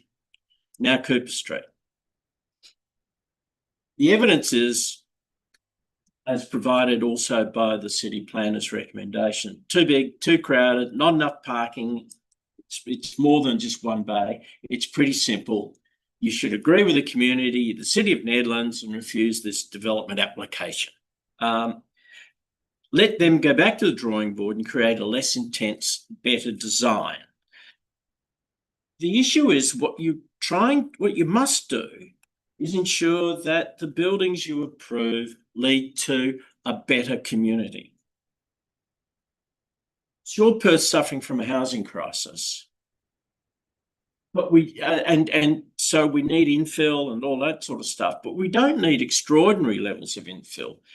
You know, the 3,000 or 4,000 homes in Yanchep that are coming down the road will help to ease the housing crisis in the right price points and without all the traffic and other impacts. So extra infill is not needed in Cooper Street. Instead, the emphasis should be on building accommodation that supports and maintains a sense of community. Create some space, plant some trees, talk to your neighbours, don't have crowded parking, build the community, don't destroy it through approving poor designs. And as decision makers, you should listen to the community. They're saying that there's a perfectly acceptable model of development just across the road. It should be the basis for the development, because that's what sits in this context. We now have I'm just looking for the time. There used to be a time around something. Oh, you're close. You've got about a minute left. Oh, a minute's fine. A minute to a minute. Yeah. Look, you probably haven't bothered or haven't had the time like I have to go through the submissions which have been made to the Legislative Council Select Committee on Planning Matters. There are 251 publicised submissions out of 452. A lot of the submissions are individual project related. That's fine. So I focused on what the councils are saying. And there's a remarkably constant thing that comes out of the council submissions. Two major points. I'll get you to close on those 2 points, please, quite The quickly. planning system, they don't think it's working, and they believe that more power should be returned to the local government, to the community. This is the context in which you are making your decision. Please make the right decision today and build a better community by listening to the community. Thank you. You can. Before you leave your seat, I'll just check if people have questions. Commissioner Hart, any questions? Anybody in the room, panel, there's questions? No, thank you very much, Ken. Next, we have Samuel Clopper and Mitch Cook from Prada in support of the application, and they have a PowerPoint. We also are joined by Ben Bilbar from Transport in support and Isabel Howe in the application. We've each been granted 3 minutes maximum. As you can see, we do have a lot to get through, so we're going to be quite sharp on those time frames. So how have you organised yourself? I'll just introduce the project. So through some of the Okay, Samuel, thank you. conditions and Okay, off you go. I'll give you the nod at each 3-minute interval. right. So I'll just be quick. I mean, I grew up in Nedlands. I live in Nedlands. I understand the importance of community. I understand the importance of development. I understand the importance of people interacting. And that's been guiding how we've designed this place. We want people to engage with each other and connect with each other, and we want to contribute to the community. So we understand those concerns. I'll let Mitch talk you through all that.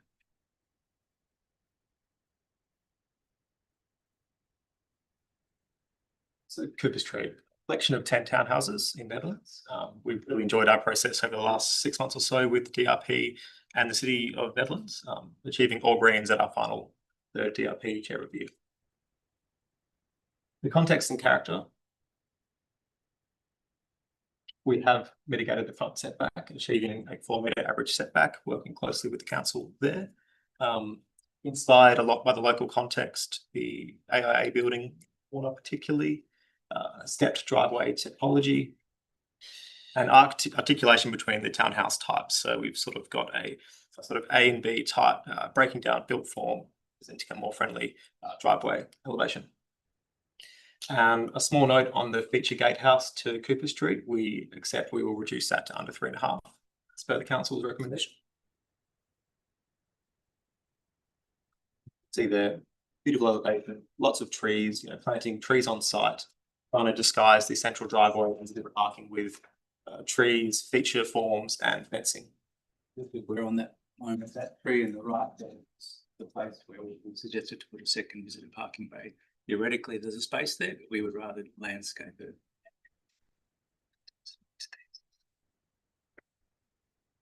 Landscaping particularly, of course, the birch trees are not our trees, but we have designed the development crossover around them.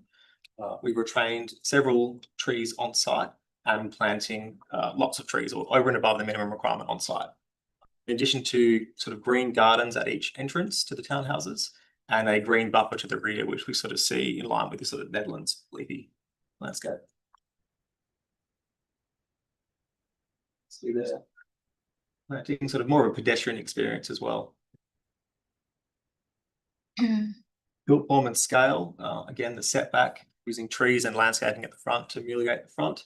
Setbacking from the side boundaries and orientating windows away from the neighbours.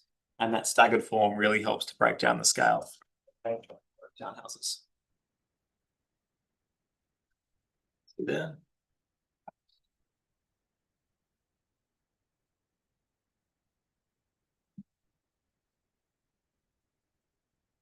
Build quality, so driveway setbacks, we've got from the 6 metre driveway with these further 1.5 metre setback entrances. At the front, we've set back to the street and we have got a space for the one visitor bay to the front. As Sam mentioned, there is some space for a secondary bay, but we would prefer to keep the proposed medium tree than proposed. We've got about 1 minute left, Mitch. We have also removed the vehicle gate as encouraged by the City of Nedlands. See there.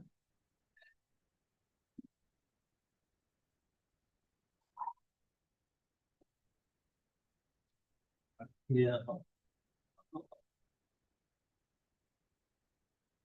Sustainability, work with the ESD consultant, will be grounded in passive solar like all our projects.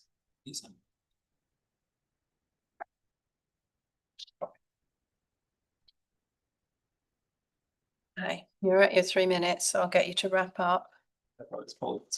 So we've worked really hard with the DRP and the council.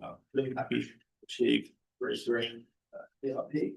The only thing coming in for a refusal, but I think the report from the city was actually quite supportive in many matters. When we reviewed their alternate recommendation for approval, we've gone through many of their points and made those amendments and hope to get this development off the ground. Thank you very much. With the panel's permission, we'll just carry going on through the applicants' presentations and then we'll ask questions at the end. So we've got Benham Boardbar now from Transcorp. Good morning and thank you. 2 minutes, Benham. Yes. I just wanted to reiterate some of the points from my written submission. And those are the points raised in the RAR to justify the refusal on that one on-site visitor parking. The key issue seems to be the parking demand on Cooper Street. There is no evidence provided what that parking demand is. When is that parking demand high? When is that parking demand maximum? Based on the available evidence, there seems to be parking generally always available on Cooper Street. And in terms of that one parking bay, even though as the guys mentioned, we can easily provide it on site, but by providing a new on-street parking, we basically neutralize any impact that we would have had on the on-street parking demand. So really the pressure on the current on-street parking demand is not justified to refuse the application. Then there are a number of other kind of secondary reasons provided in the RAR, including the issue of the parking permits for the visitors of this development, which is really an irrelevant matter in the considerations, because to the best of our knowledge, there is no permit regime currently. There is no sign saying permit holders or only or anything like that. So to us, that's an irrelevant point. Another point, which we believe is irrelevant is the issue of council issuing parking infringement. The parking restriction is parking is allowed 8 a.m. to 5 p.m. Monday to Saturday, but with the restriction of 1 hour. And outside those times and periods, people can park as long as they want. So one could assume that the infringements that the issue has been made of is just officers doing tickets for people who may park more than 1 hour during that time. Again, that's a completely irrelevant point in the consideration of this approval. And finally, the issue of future development opportunities has been raised. Again, that's completely irrelevant. Each development needs to be considered under some merits. And if there are any future development proposed on Cooper Street, will be considered properly and dealt with adequately. So based on what my colleague said earlier, and the points that I have made, I believe there is no justification at all for refusal. Thank you. Thank you, Benham. Just to explain that point about, we have 2 existing crossovers of around 4.5 metres each, and one's being deleted, which allows us to have an extra bay, which is why we've made this decision, just to make that clear. Thank you, Samuel. Next we have Isabel Howe from Planning Solutions. Now, Isabel, you submitted a couple of pieces of information first time round, and then following the response to the R13, it's up to you how you deal with it, but you've just got 3 minutes. Thank you. So I'm just going to build on what Mitch and Ben have put forward some of the planning point perspectives. Speaking in support of the application and against the recommendation for refusal, as Mitch mentioned, the RAR was largely supportive. The sole reason for refusal was that one parking bay shortfall for on-site visitor parking, which, as Ben demonstrated, we've provided an additional on-site parking bay through the closure of that crossover. We've looked to maintain, per the city's local planning policy 1.1, priorities a green facade. We've put green space in the front setback. We haven't put a car parking visitor bay in that front setback, which was something we actually did offer in DRP1, but DRP came back with a red and orange of going, we don't want car parking in the front setback. We want that green facade, that leafy character that is characterised in the city of Nedlands. So that was something that we've really pushed throughout the whole process of trying to have that nice leafy facade at the front. So if the DAP's minded to approve the application, I'm just going to briefly sort of address the requested condition modifications that I've provided in my attachment A, and just assuring that the conditions are reasonable, appropriate, proportionate, and enforceable. So the first, we requested a couple of design-related deletions, just in relation to the R-code's compliance, noting that in the city's RAR on page 13, they did say that everything addressed the design principles except for that car parking shortfall. So just looking to sort of mitigate those, noting that Mitch has pointed out that we're looking to reduce the height of that gate and remove that sort of car parking gate on the front. Second, there was a number of conditions regarding acoustic and noise mitigation. We're looking to remove those because they're not justified for a residential development in a residential zone. What are the noise? What are we recording? How can we clear that? What's going to be actually the purpose of those conditions? So we're looking to remove those.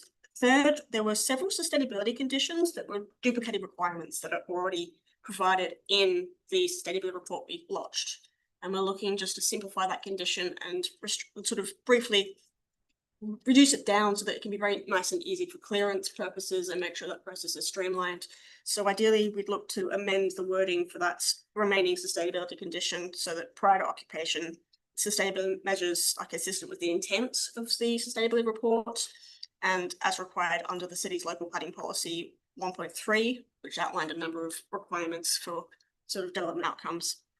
That will preserve policy intent while providing certainty for clearance conditions. Taken together, the proposal delivers a superior planning outcome compared to a fully BTC outcome, and the minor visitor parking should not outweigh its broad merits. Thank you. Thank you, Isabel. Okay, that concludes the presentation. So I'll see if panel members have got questions of the. I'll start online. Commissioner Hart, did you have questions for the applicant? No, thank you. In the room, Commissioner Caddy. Thank you. Just one very simple question. Sam, you mentioned the width of the existing crossroads. I couldn't measure it on the plans. What is the width of? They're between 3 and 4 meters, I don't know. Thank you. And what's the width of the new crossover? 3 meters. Thank you. Yeah, we're in, it's an interesting spot because across the road is RAC and they're set wider driveways, but we've gone for a more modest driveway. Any more questions? That's all. Okay. Other panel members, no. Member D'Alessandro, did you have questions? I did. One of the conditions was that wet areas have windows. So it might be an issue. That condition was a design condition that was put forward from the city, just that having bathrooms having external windows. We've got a 50-50 split, so some of them have external walls with windows, but some of them are applying the alternative internal ventilation processes, which I'm sure Mitch can put more detail to if needed.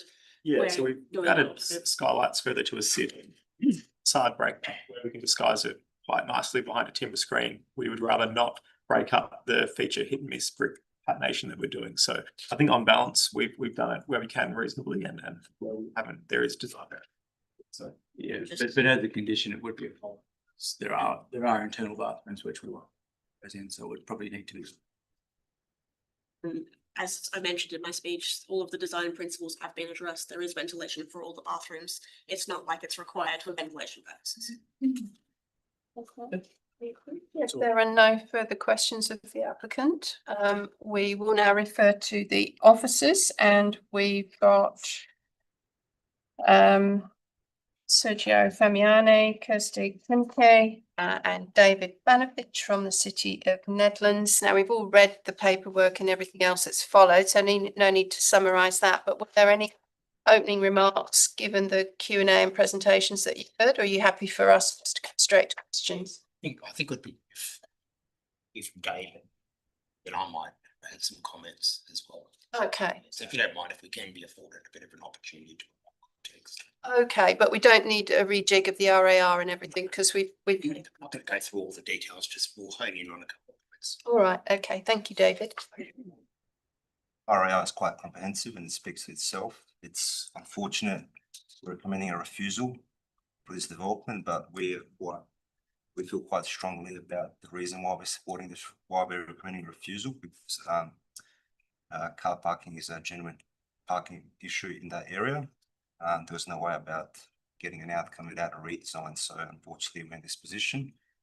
I mean, I don't want to talk too much about context. I think we can just go straight to questions and analysis for that channel. All right. Thank you very much. We'll add something. Yes, Sergio. I just wanted to respond to the Ross from me when he talks about a lack of evidence of car parking issues. Context I want to put to you members is that this is a street that's largely undeveloped from the perspective of new development. So there's very few new developments on this street. So you've got to frame it in that perspective.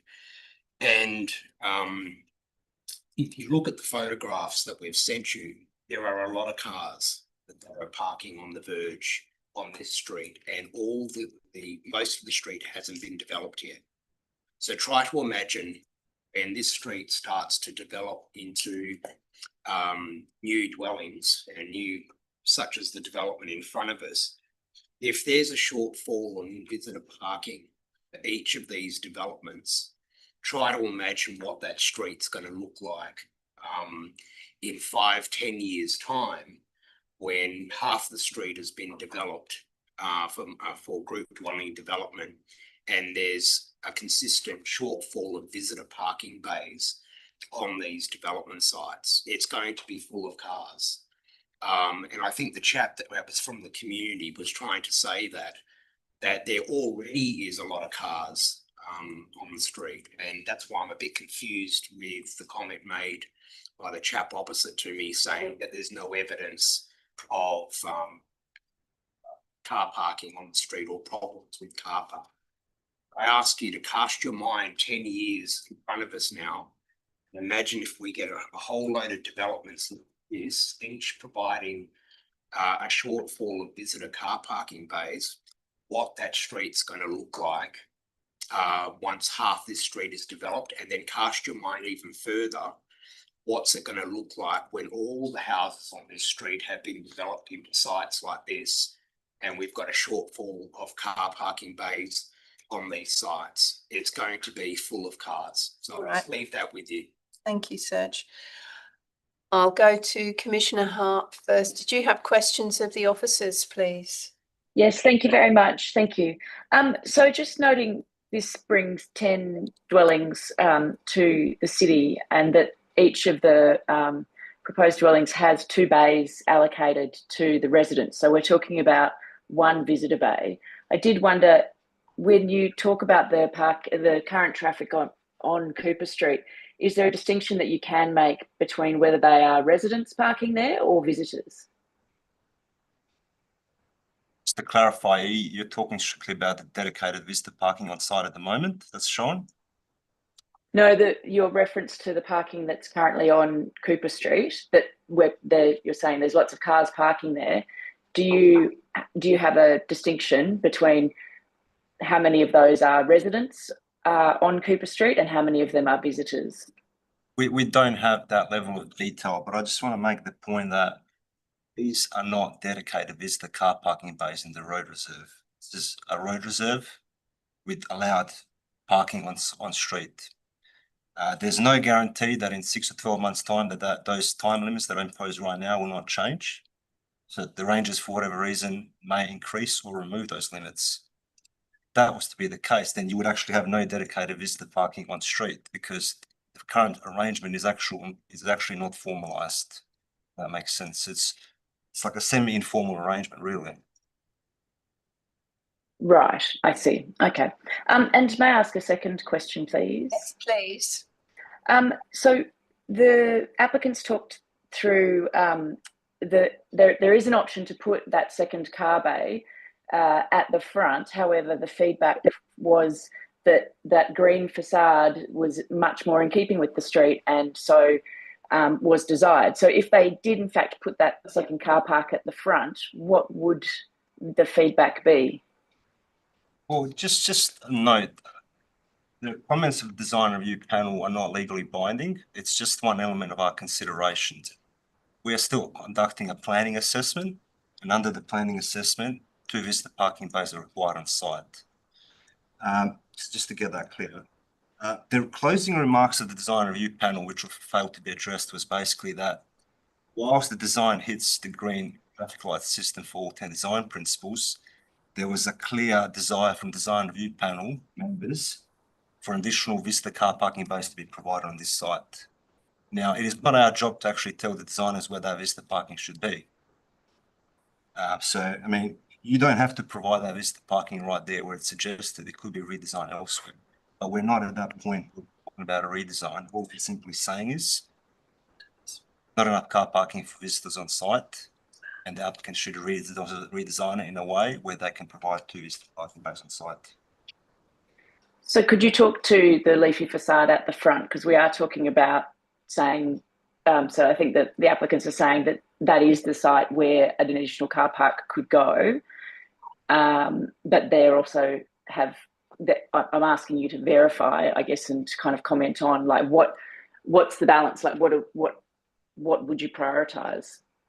Well, I mean, I'm not quite convinced that you can fit another visitor bay based on the current footprint of lot 1. So that unit might need to be redesigned to allow the certain width to accommodate that second visitor bay. But I mean, from the streetscape perspective, the street is heavily vegetated. There's some vegetation also through the street setback area, which will help screen the car parking bays. They've got a fence pretty much screens the car parking bay anyway. So as you're approaching the site and walking past this, you're not really going to see a car bay. So from our perspective, having a second visitor car parking bay in the front setback streetscape outcome. I know there were some references about the local planning policy 1.1 talking about leafy outcomes in the street setback, but I mean, the crux of this is that this site has a set of 3x2s, which doesn't allow for diversity, and therefore it maximizes the yield on site and doesn't allow us opportunity to get that second lister bay, which is a design principle requirement. Where you vary a design principle, you should consider the amount of dwellings and the size of the dwellings. Thank you. Thank you. Panel members in the room, questions of answers. Commissioner Caddy? Thank you very much, presiding member. David or Sergio, in the report, I just can't find it at the moment. You mentioned SPP 5.4, road and rail noise, the proximity of this particular development site to Stirling Heights. Just going back to Isabel's question or query on the proposed condition in the R13 response regarding acoustic noise monitoring, is that in response to SPP 5.4? Just to clarify, Commissioner Caddy, Member Caddy, you're talking about condition 20 and 21? Yep, thank you. We're talking just in general in compliance with the, whether they can achieve compliance with the noise regulations 1997, what's clear with state planning policy passed before. Thank you very much. All ahead, thank you. Thank you. Member Lafante, did you have questions of the officers? No. Okay, I have some questions. Just following on from the questioning around the applicant's queries on some of these conditions, and without prejudicing whatever direction the DAP may go in. In terms of those conditions relating to balconies and screening and overlooking, what is your view on that? Obviously, that was acceptable from a design review point of view. What are you seeking to achieve through these conditions? Sure. There are a few conditions that we support. 9 and 10. Yeah, you just want to specifically talk to those two? Yeah. So it's condition 8. Condition 8. Oh, sorry. Sorry, I'm looking at 9. It's lot 9, lot 10. It's 8, C, D, E, and G. Condition D. Yeah. We support that argument. So I guess. Yeah. And the same for D. Yeah. So that's just, I guess, from our perspective, the setback requirement 6 meters. They're pretty close. Yeah. Right. Okay. We're also satisfied with the removal of E, which talks to bedroom. The elevations weren't entirely clear, but it appears that it will be screened. Sure. We do have an issue with D, however, the balcony for lot, which is balcony for lot 10 in elevation, which is setback 2.3 meters and north 6. We do have a concern because that vision does extend into someone else's backyard, and an active habitable space is a private open space, private outdoor living area. Now, I acknowledge it's quite a large outdoor living area, but it could still potentially be used for that purpose. And also, just I guess in the future, the site, has the ability to develop as well, and we would want to mitigate any potential overlooking issues in the future as well. So, Do they have an application before you? No. Okay. What about M8G? 8G. Clearly, we would like to have an openable window from a bathroom. That's quite common.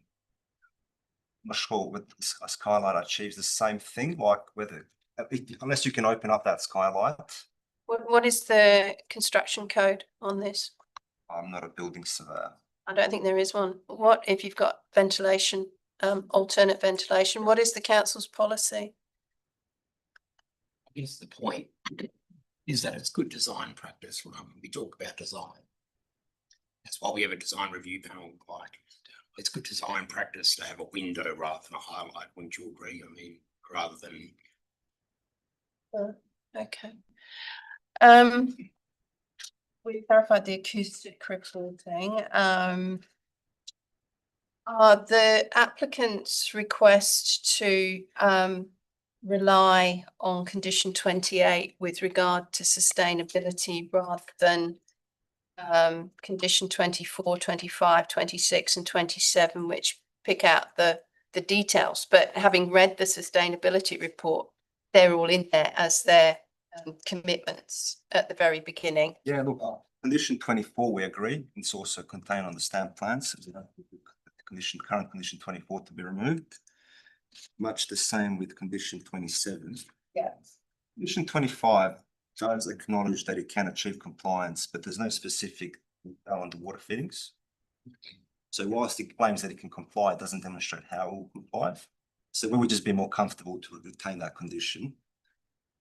And the same principle applies for condition 26. There are statements made that provision for electric vehicle charging can be provided.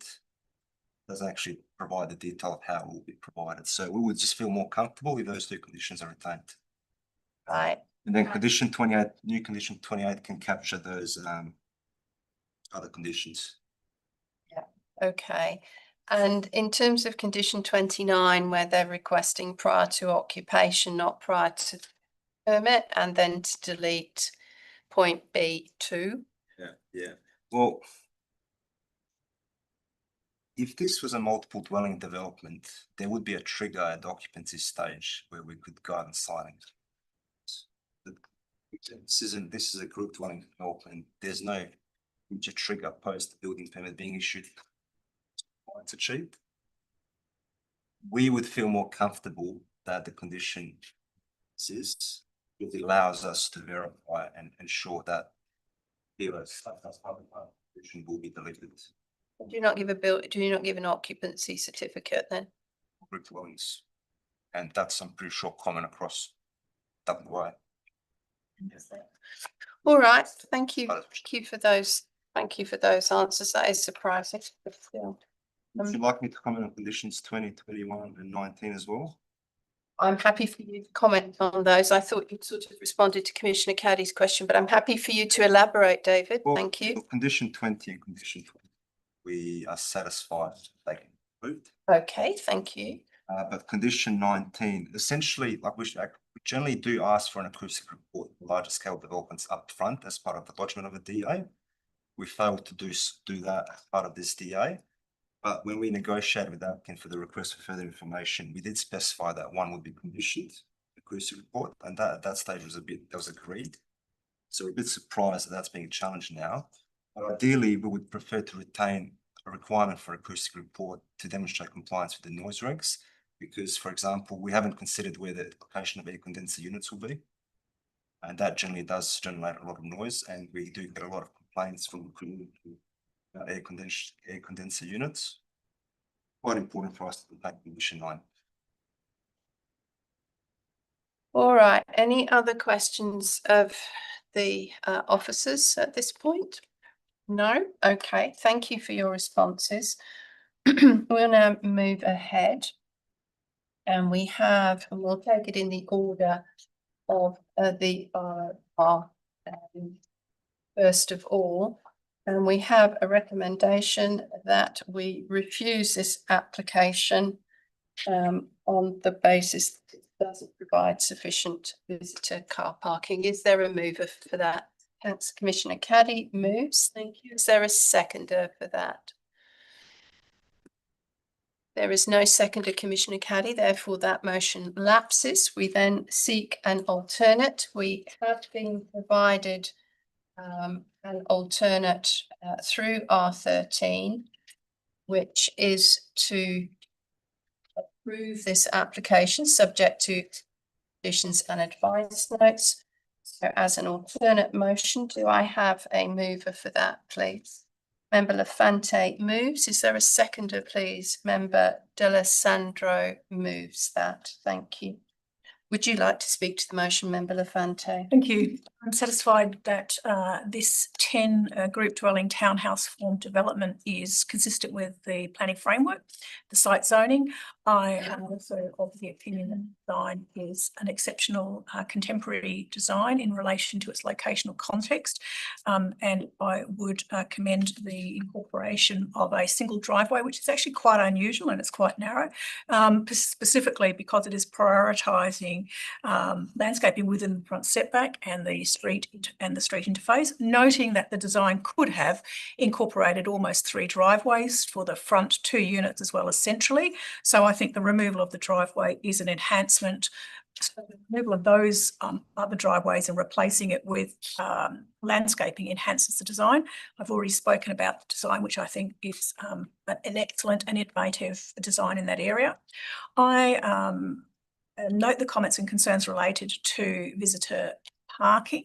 However, I don't see in this particular area a particular concern with it.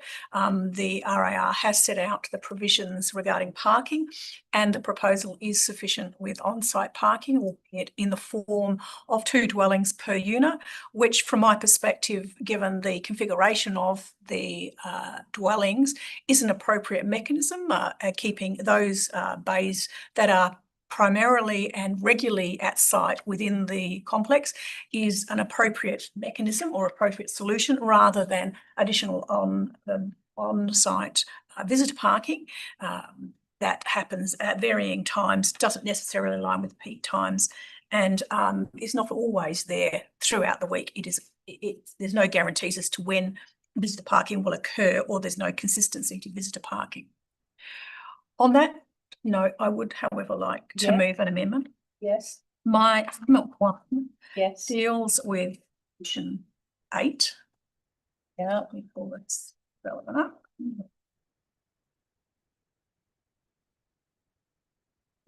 Voting member, but Yeah. we move to amendments. Yes. Are you taking the speakers against, or? Well, no, generally in accordance with our standing orders, the mover speaks, and when the mover speaks, but in that point of time can move amendments, we can then each speak once on those amendments, with the mover being able to speak on that amendment. Once Member Lafante has finished, I will then go to the seconder, which is Member D'Alessandro, and then I will ask for other speakers. You comfortable with that? Thank you. Still with you. Thank you for the question. So I would like to move amendment 1. My amendment 1 is in relation to conditions. I am seeking to modify that condition, the taker, and that modification is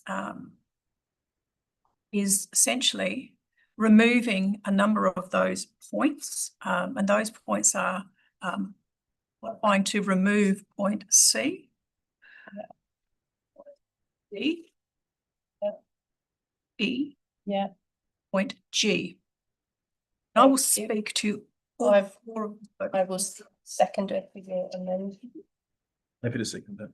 Member D'Alessandro seconds. Thank you. May I speak to that? I will speak to those, all of those. A number of those, we have already had confirmation from city officers that it meets the provision, particularly in relation to cones of vision. I note that screening in relation to, that's in relation to condition 8C and 8D.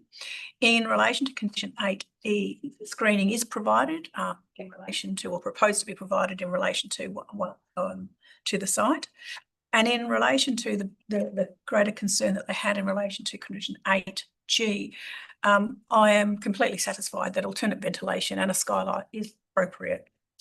A bathroom, there are many designs that I have seen that incorporate a bathroom, some of which deal with it just by alternate mechanical ventilation. This one, I think, has having design incorporated with the skylight gives it a good solution, and also pushes the more active habitable spaces to ventilation. You as seconder to the amendment, Member Sandra, did you speak to that? Just to agree with all alternatives to an operable window. Thank you. Other speakers on amendment 1? If there are none, are you happy to go straight to vote? Yes. Those in favour of amendment 1? That's Commissioner Hart, Member D'Alessandro, Member Fante, and Member Hyde. Those against, that's Commissioner Caddy. The motion is carried 4-1. Still with you, Member Fante. My second amendment is deleting, and it is also a group of conditions. They are condition 19, condition 20, and condition 21. They all relate to environmental health provisions, hence the reason I'm moving those as a group. So to delete 19, 20 and 21. Okay, is there a seconder, please, for that? Member Alessandro, second. Would you like to speak to it? Thank you. I'll start off by saying that development does need to comply, depending on its type, with noise regulations, and that's just generally normal. From my perspective, I don't see this as a particular complex development. It is 10 townhouses. It's from my perspective, actually quite low density in terms of its full. I wouldn't even say that it's kind of medium density in terms of what we see nowadays. I think this development is very appropriate in its locational context, and I don't see any need to impose additional provisions on what is just general residential activity. There is no indication in the documentation that we have that it is anything other than standard residential development in this area. Thank you. Member D'Alessandro is seconded to the amendment. Did you? I agree with that, and say we'll add that condition 18 covers. You other speakers on amendment 2? If not, we can put that to the vote. Those in favour of amendment 2? That's Commissioners Hart, Member Hyde, Lafante and D'Alessandro. Those against? That's Commissioner Caddy. The motion to amend is carried 4-1. Thank you. Still with you, Member Lafante. And I'm now moving down to amendment 3. Yes. Which, from my perspective, is also a deletion. It is a grouping of conditions. It is 24, 25, 26 and 27. I would like to move those in block, and I can explain all that if I get a second. Thank you. That's moved by Member Lafante to delete conditions 24, 25, 26 and 27. By Member D'Alessandro, did you wish to speak to those? Quite simply, from my perspective, the provision of the sustainability elements are covered in the design report, and I don't think there's an additional requirement for this to be duplicated in the manner that it is related. I think that these changes are appropriately addressed. Thank you. Member D'Alessandro, did you wish to speak? Add to that, thank you. Other speakers on amendment 3? Let's put it to the vote. Those in favour? That's Commissioner Hart, Member Hyde, Member Lafante, Member D'Alessandro. Those against? That's Commissioner Caddy. The motion is carried 4-1. Still with you. Thank you. I am moving amendment 4, which is to modify, and this is relating to condition 29. I said to modify. Yes, and how do you wish to modify it? I wish to modify it by changing to occupation. This deals with public art. Yes. And I also want to delete B2. Okay, thank you. So this is amendment 4 to delete prior to building permit and insert prior to occupation, and to delete B2. So that's moved by Member Lafante, seconded. I'm happy to second that. Thank you. Did you wish to speak? Yes, from my perspective, there are many matters that need to be dealt with through the building permit stage. It is not uncommon for the concept or elements of the concept to be discussed as part of that, particularly if they are fundamentally forming part of the building. But a majority of the proposal can incorporate public art in a variety of ways, and therefore occupation gives a much broader opportunity to develop the public art, depending on ultimately its design treatments. I don't see the need to incorporate part B2. From my perspective, there are mechanisms available to council for non-compliance with development, and therefore this I don't think is necessary. Thank you. I concur with what you said. I don't think I need to say anything further. Are there any other speakers on amendment 4?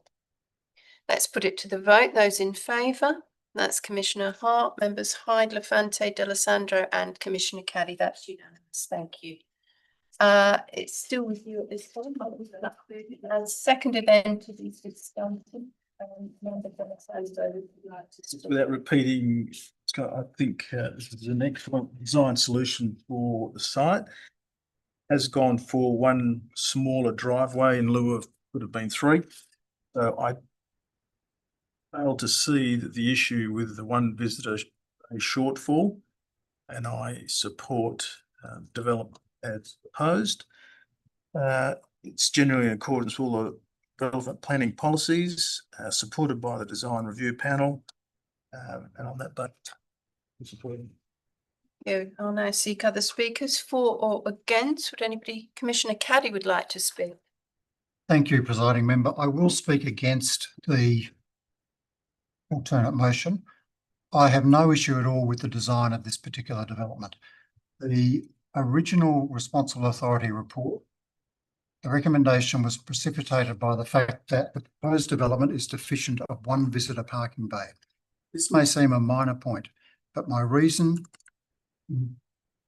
not supporting the recommendation is that the proposed reduction in on-site visitor parking does not satisfy the design principles of clause 2.3 parking of the R Codes Volume 1 Part C. I agree with the RAR and through my own observations that the parking shortfall would result in unreasonable displacement of visitor parking demand onto Cooper Street, which already exhibits constrained on-street parking capacity and frequent parking compliance issues. Trivial as this one bay shortfall may seem, there remains significant future redevelopment potential in the street block. By my estimate, on the northern side of Cooper Street, there are 10 lots coded R160 that are yet to be redeveloped, and on the southern side, excluding the current proposal, there are 8 lots coded R60 yet to be redeveloped. That equates to 9,100 square metres of R160 coded land and 7,288 square metres of R60 coded land. Conservatively, there is the potential for an additional 43 dwelling units to be developed on the southern side of Cooper Street and an additional 140 dwelling units to be built on the northern side of Cooper Street. If we as a panel allow the application before us to be approved today deficient of one visitor parking bay, then we are, in my opinion, creating a precedent that would have a knock-on effect to allow developments that collectively would be deficient of approximately 18 visitor car bays. Cooper Street is choked now, so what would it look like in the future? And for these reasons, I will not support that recommendation. Thank you. Thank you, Commissioner Caddy. Other speakers? Commissioner Hart, did you wish to speak? No? Okay. That leaves me to speak. I am supportive of the motion. I think this is a well-designed and resolved development. I think it's exactly in the right location within a short walk, Stirling Highway and all of the public buses that rapidly run through there, plus very close to Broadway, certainly within walking distance of Broadway Centre. It is an area in transition. I mean, I note the government officers and also Commissioner Caddy, as a result of the higher codes in the planning scheme that is existing. However, what may happen in the future, whether it's 10 or 20 years from now, I for one cannot with any certainty see. A lot of other things may change. And I think to refuse a development on the basis of one shortfall with some uncertain future vision would be somewhat unreasonable. I do take the point as well that whilst this parking might be capable of being provided on site, the way that the development has approached the landscape is actually much more beneficial to the streetscape, contribution to the community, and blends far better. So that would be my preference as it's currently designed, rather than replace the landscape with an extra visitor parking bay. I mean, there are adequate parking spaces for each individual unit. And I think if people have visitors coming, who knows if they're using both of those bays or if there's further space for them, I think those dialogues can often assist with reducing parking on the street. There is certainly, whilst public parking on Cooper Street, the area around that area, and I'm very familiar with it, I do go there to that area quite frequently.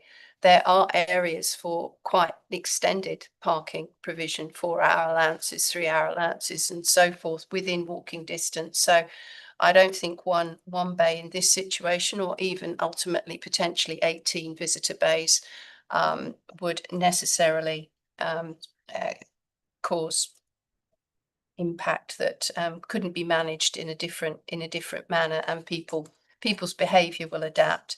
And the RAR is predominantly positive about this development, and certainly the DRP felt it was consistent with good design across all 10 principles. So on that basis, I'm very happy to support it. I don't have any further amendments that we've made. Therefore, I will, if I'm the last speaker, Commissioner Hart, you don't wish to speak, correct? Yep. I will refer back to the mover, Member Lafanti, for the right of reply.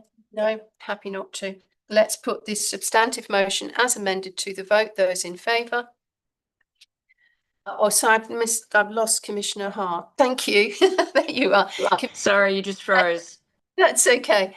So in favour, Commissioner Hart, Member Hyde, Lafante and D'Alessandro. Against, Commissioner Caddy. The motion is carried 4-1. That concludes that particular item. We'll let the applicants leave. Okay, we're just going to swap over applicants and submitters. So we'll go on for minutes.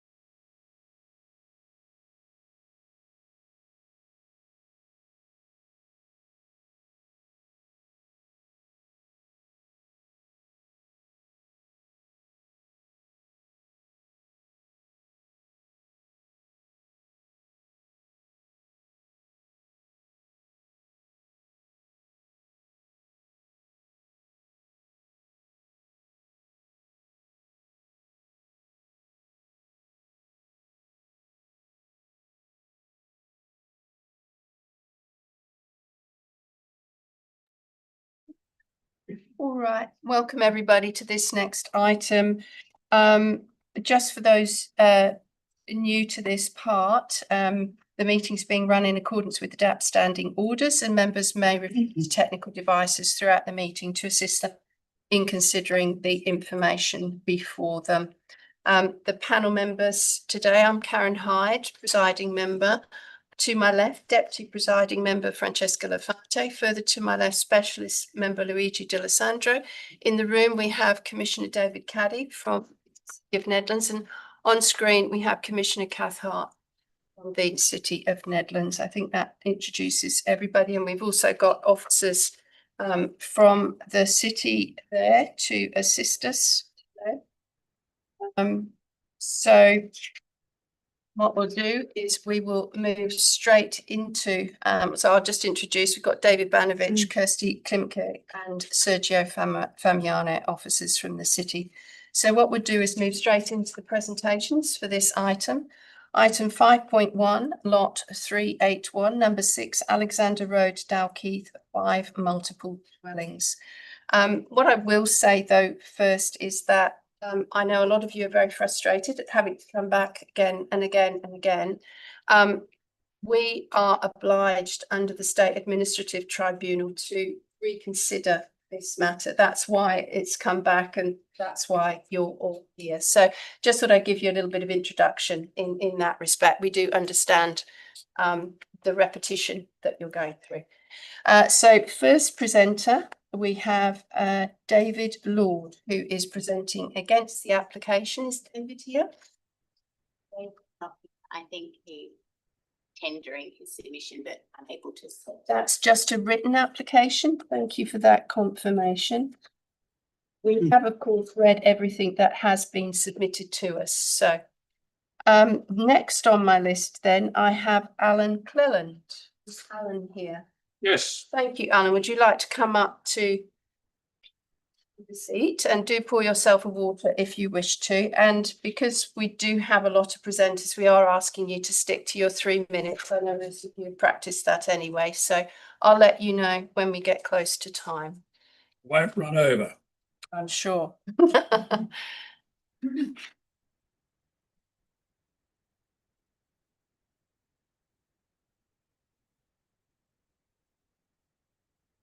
Good morning, panel members, and thank you for the opportunity to speak.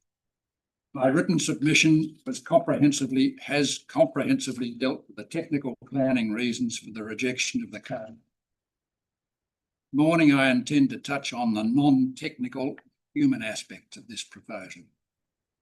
The immediate neighbours and others on this short section of Alexander Road, between Phillip Road and Waratah Avenue, not simply not on a plan, simple statistics.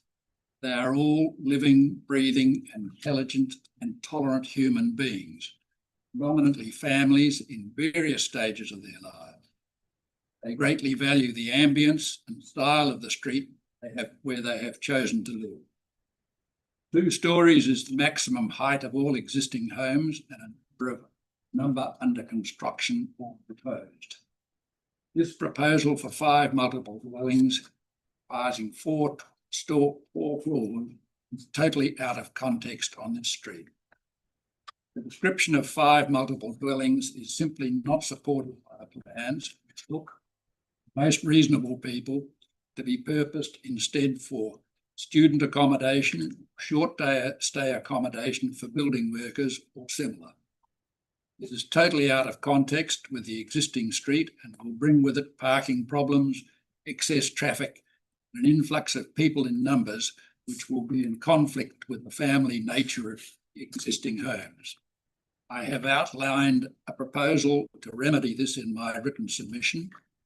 Sincerely hope that goodwill and common sense see this proposal rejected and replaced by a proposal acceptable to all parties. Thank you. Thank you, Alan. If you just want to remain there, I'll just see if anybody's got any questions for you. Any questions from panel members? Not at this point, Alan. Thank you very much. Next speaker is Robert William, who is speaking against the application, and you have a PowerPoint, is that? Yes, please. Okay, do you want to? And we'll see if we can assist you with the PowerPoint. If you need the slides moving on, Kristen will help you down there. Just, Do you want me to say? yes, you sit down there. Do I have something to say first? Good morning, presiding members. I represent my wife, father, and myself, Robert William of 8 Alexander Road. I've spoken on numerous occasions to the city of Nedlands and also to DAB about the severe overshadowing of my home. As the saying goes, a picture is worth 1,000 words. Can I have the first slide, please? This is the overshadowing studies of the revised proposal.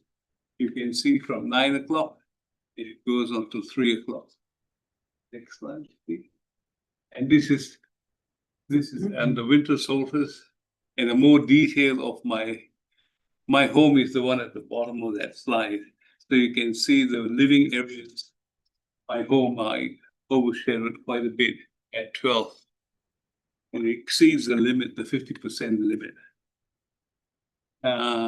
And this is the animated video. Can we play that, please?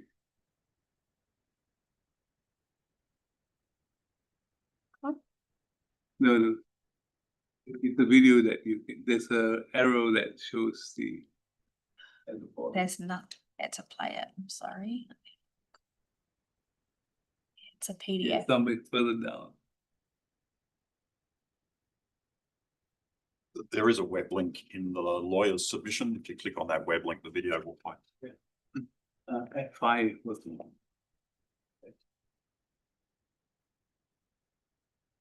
Anyway, this is at 9 o'clock. And you can already see the overshadowing shadows into the kitchen. And it proceeds at 10 to 11, and then eventually to, and then at 12 o'clock. All my living areas and my outdoor living areas are overshadowed. And that's either the RA report and the city of Nedlands have proved that.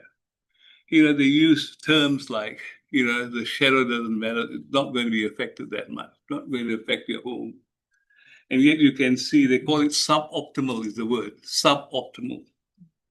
It should be complete obliteration rather than suboptimal. We can't see that because obviously the slide is not working.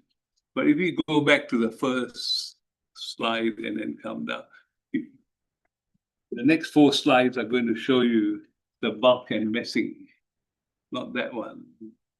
Further down, this one here. This is from the left side. And then we've got the right side of Alexander Street. The next one, the right side. And then again.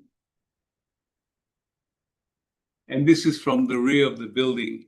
I presume those protrusions are for the 5 air conditioners facing my home, my living area.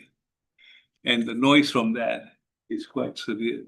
And what we're talking about, and this is from my outdoor living area, facing that monstrosity up there.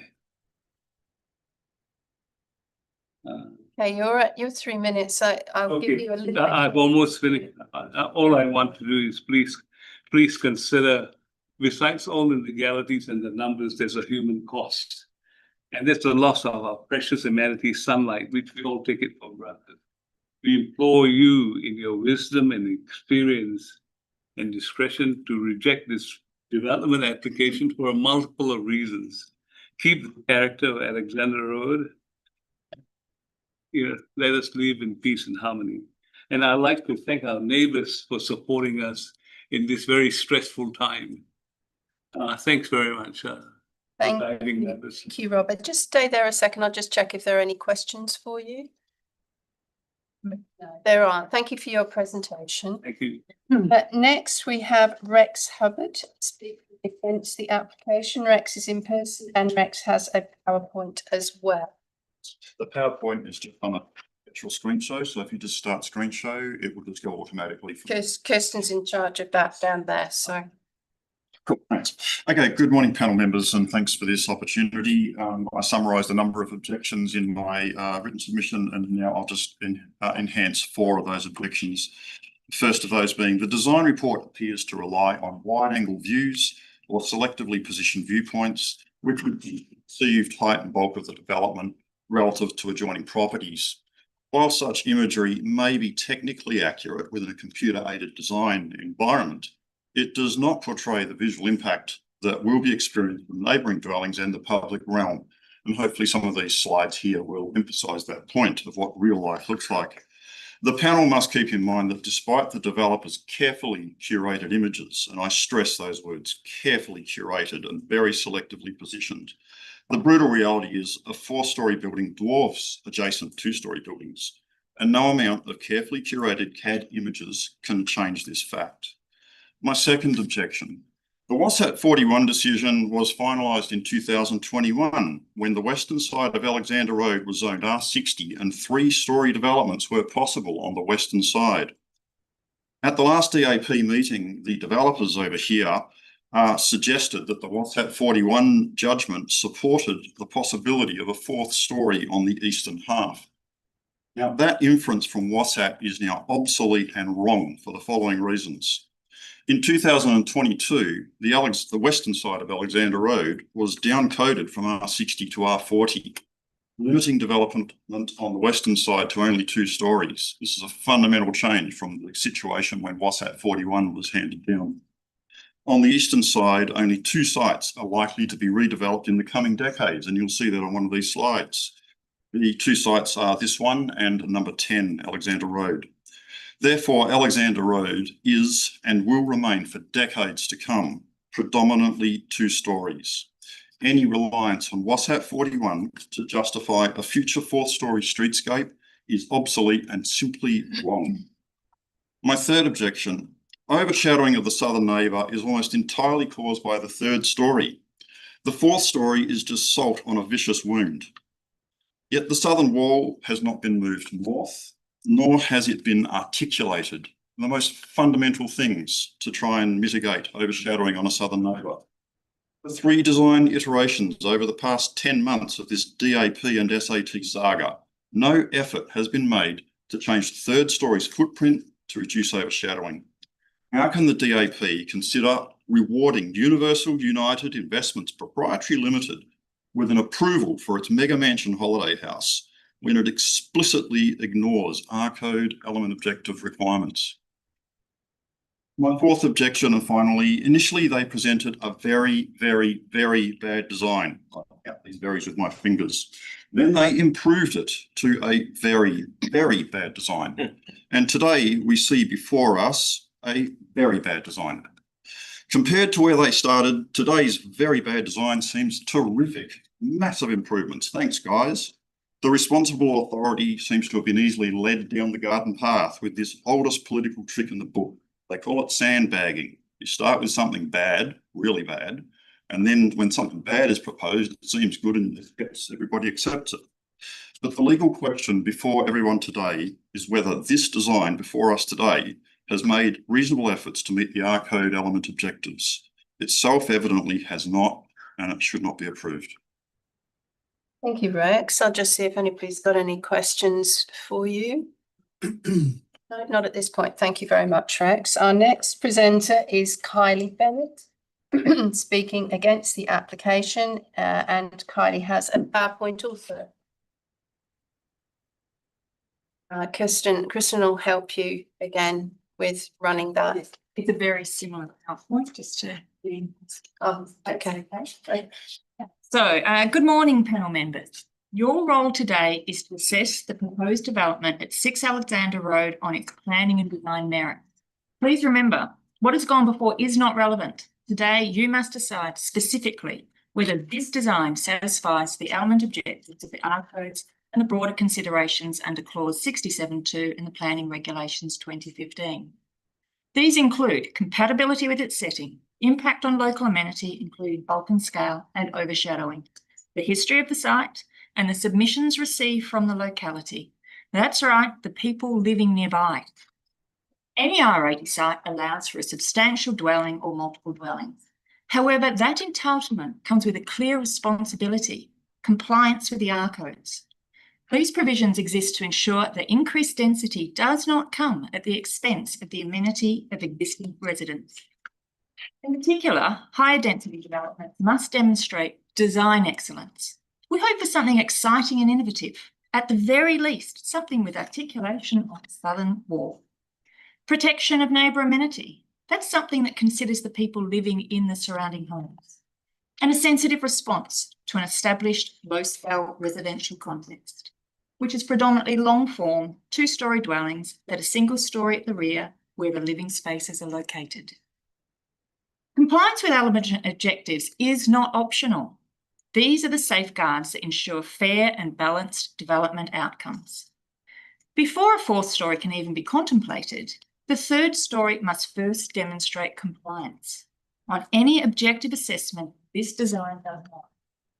The third storey footprint willfully ignores the R codes and the regulations. It does not reduce, it does not reduce visual bulk or overshadowing. Adjustments to plot ratio through larger balconies do not change the building's external bulk and scale or its real-world impact. And those impacts are not abstract. They affect real people. Will Violet and Robert still be able to sit in their living room on a winter afternoon and feel sunlight on their skin? Will they be cast into shadow beneath overbearing walls? Will Robin still enjoy the privacy of a garden? Or will she be overlooked by residents from 18 double bedrooms and their balconies positioned with minimal setback from her boundary? Will Alan and Penny still be able to enjoy a simple barbecue outdoors? Or they look up at a four-storey structure looming over their home? These are not theoretical planning considerations. They go directly to amenity, that is sunlight, privacy, outlook, and the quiet enjoyment of one's home.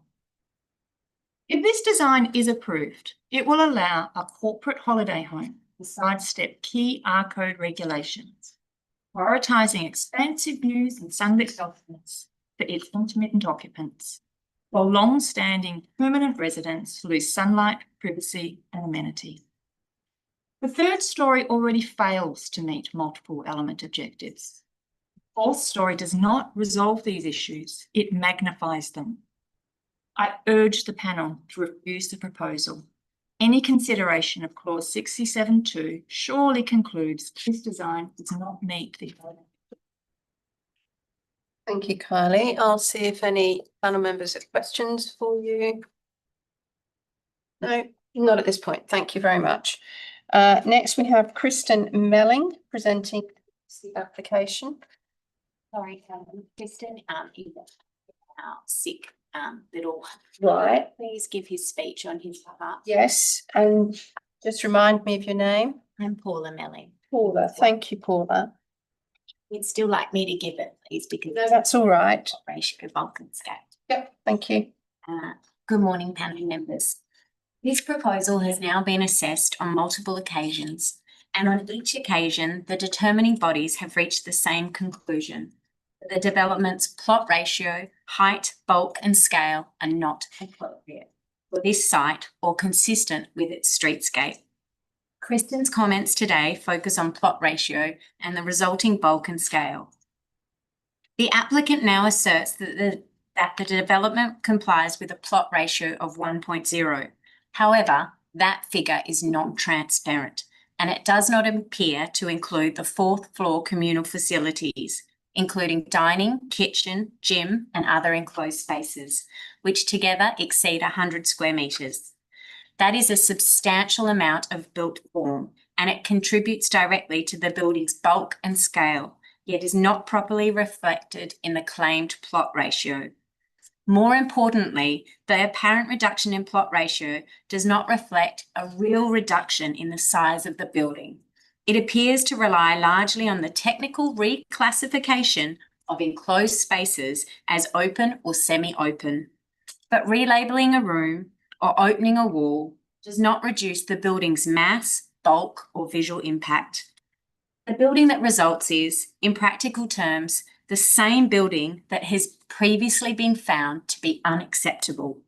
So the key question for this panel is not whether the drawings have changed, It is whether the actual bulk and scale of the building has been materially reduced.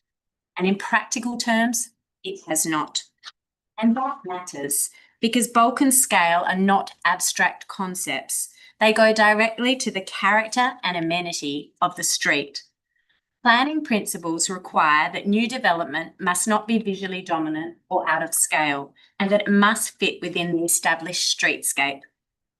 This proposal does not do that. A 4-storey building of this size in a predominantly 2-storey street will present as visually dominant, overbearing, and out of character. It will not sit within the streetscape. It will overwhelm it. The applicant's reliance on selective viewpoints and design imagery does not change that reality. The building must be assessed as it will actually be experienced from the street and surrounding properties. And when assessed in that way, its bulk and scale are plainly excessive. This is not a marginal case. This proposal has already been assessed multiple times, and each time the conclusion has been the same, that its bulk and scale are not acceptable. That fundamental issue has not changed. If anything, what is now presented is the same scale of development, repackaged through technical arguments, but without any real reduction in build. And if that approach is accepted, then controls like plot ratio cease to have any meaningful role in limiting bulk and scale. In those circumstances, the planning outcome is clear. We respectfully ask the panel to apply the established planning principles, recognise that bulk and scale of this development remain unacceptable, and refuse this application. Thank you. Thank you, Paula. I'll just see any questions of this presenter. All right, no, thank you. Now, Paula, you're next on my list again. Can I get my own? Oh, no.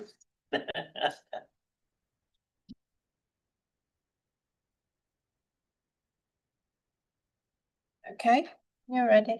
Thank you very much. I'm here today to submit that this proposal should be refused on fundamental planning grounds, and that the inconsistency in the responsible authority reports reinforces that conclusion. At its core, this development represents an overscaled built form that is not compatible with the established streetscape of Alexander Road. The surrounding context remains predominantly low scale, generally recently built 1 to 2-storey homes with a consistent rhythm of built form and open space. This proposal introduces bulk, height, and intensity that is not a transition, it is a clear departure. This is compounded by amenity impacts, particularly overshadowing, which were previously identified as significant and remain so. These impacts materially affect neighbouring properties and are disproportionate to the existing context. While the site is zoned R80, zoning establishes what may be permissible. It does not guarantee that a development is appropriate. This proposal must still respond to its context, and it does not. Turning then to the responsible authority reports. These same impacts were clearly identified in both April and November 2025 as grounds for refusal. In April, the proposal was found to be incompatible with both the existing and future streetscape, and to unduly impact adjoining properties. In November, those concerns were reinforced with findings of excessive bulk, scale, and significant amenity impacts, again leading to refusal. Yet by March 2026, the same development is now considered acceptable based on an evolving character not reflected in the streetscape. Nothing material has changed in the context, the zoning, or the planning framework. What has changed is the conclusion. While the March report refers to design refinements, there is no clear evidence these materially reduce the key impacts, particularly bulk, scale, and overshadowing. Refinement in presentation is not the same as a reduction in planning impact. Taken together, this represents a shift in planning judgment rather than a change in planning reality. Approval would therefore endorse a development twice found unacceptable under the same framework without any demonstrated change in circumstances. In that context, the April and November assessments, consistent with each other and grounded in the actual character of the area, remain the more reliable planning interpretation. Those assessments identified clear and ongoing issues, incompatibility with streetscape character, excessive bulk and scale, and unacceptable amenity impacts. Those issues remain unresolved. Your 3 minutes. Proposal should be refused. Okay, lovely. I hope you guys have all had a chance to read my very detailed tables You comparing. said so at the beginning of the meeting, so rest assured that we've read every detail. Thank you. Next is. Sorry, Karen, are there any questions? Oh, sorry. Yes, I'll just check if there are any questions. No. There are not, Robin. Thank you very much. Next we have Paula, sorry. Next we have Robin Chinley, who is speaking against the application. Is Robin here? Thank you.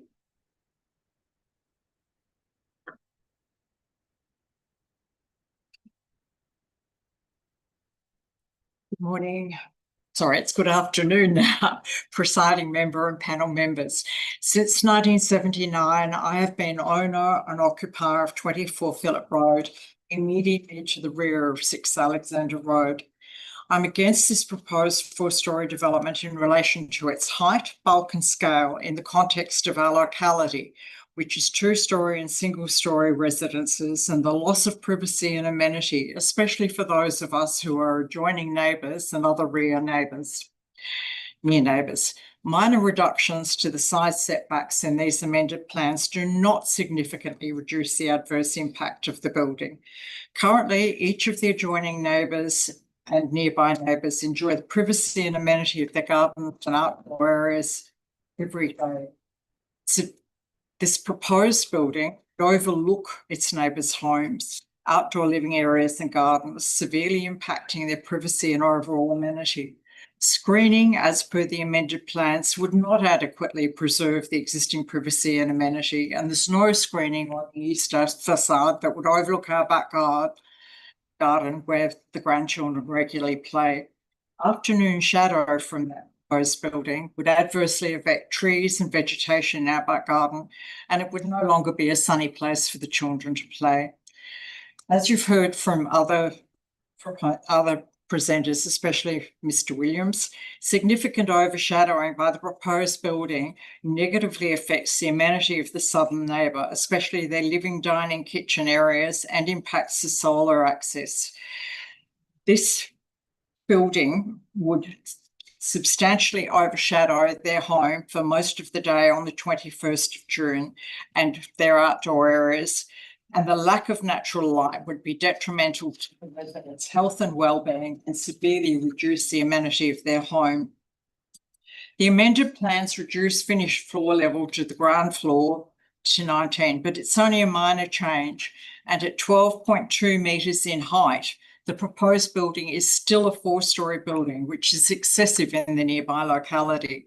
It's incompatible with the character of the built environment in Alexander Road between Walnut Avenue and in Phillip Road that comprises single-storey and 2-storey homes, including 5 new dwellings built, under construction and or approved in Alexander Road since March 2021, when WASAT 41 ruled that a proposed apartment building at the same place, 6 Alexander Road, was discordant and incompatible in its height in terms of the immediate streetscape setting and presents to the street with excessive bulk and scale when viewed in its immediate streetscape context. The proposed 4-storey building is entirely at odds with the surrounding neighbourhood of single and 2-storey home buildings and does not deliver the transitional scale required in this residential context. Alexander Road, from its intersection with Alexander Place and Phillip Road, slopes down to Warwick Avenue. It's 6 Alexander Road, midway downhill from Phillip Road.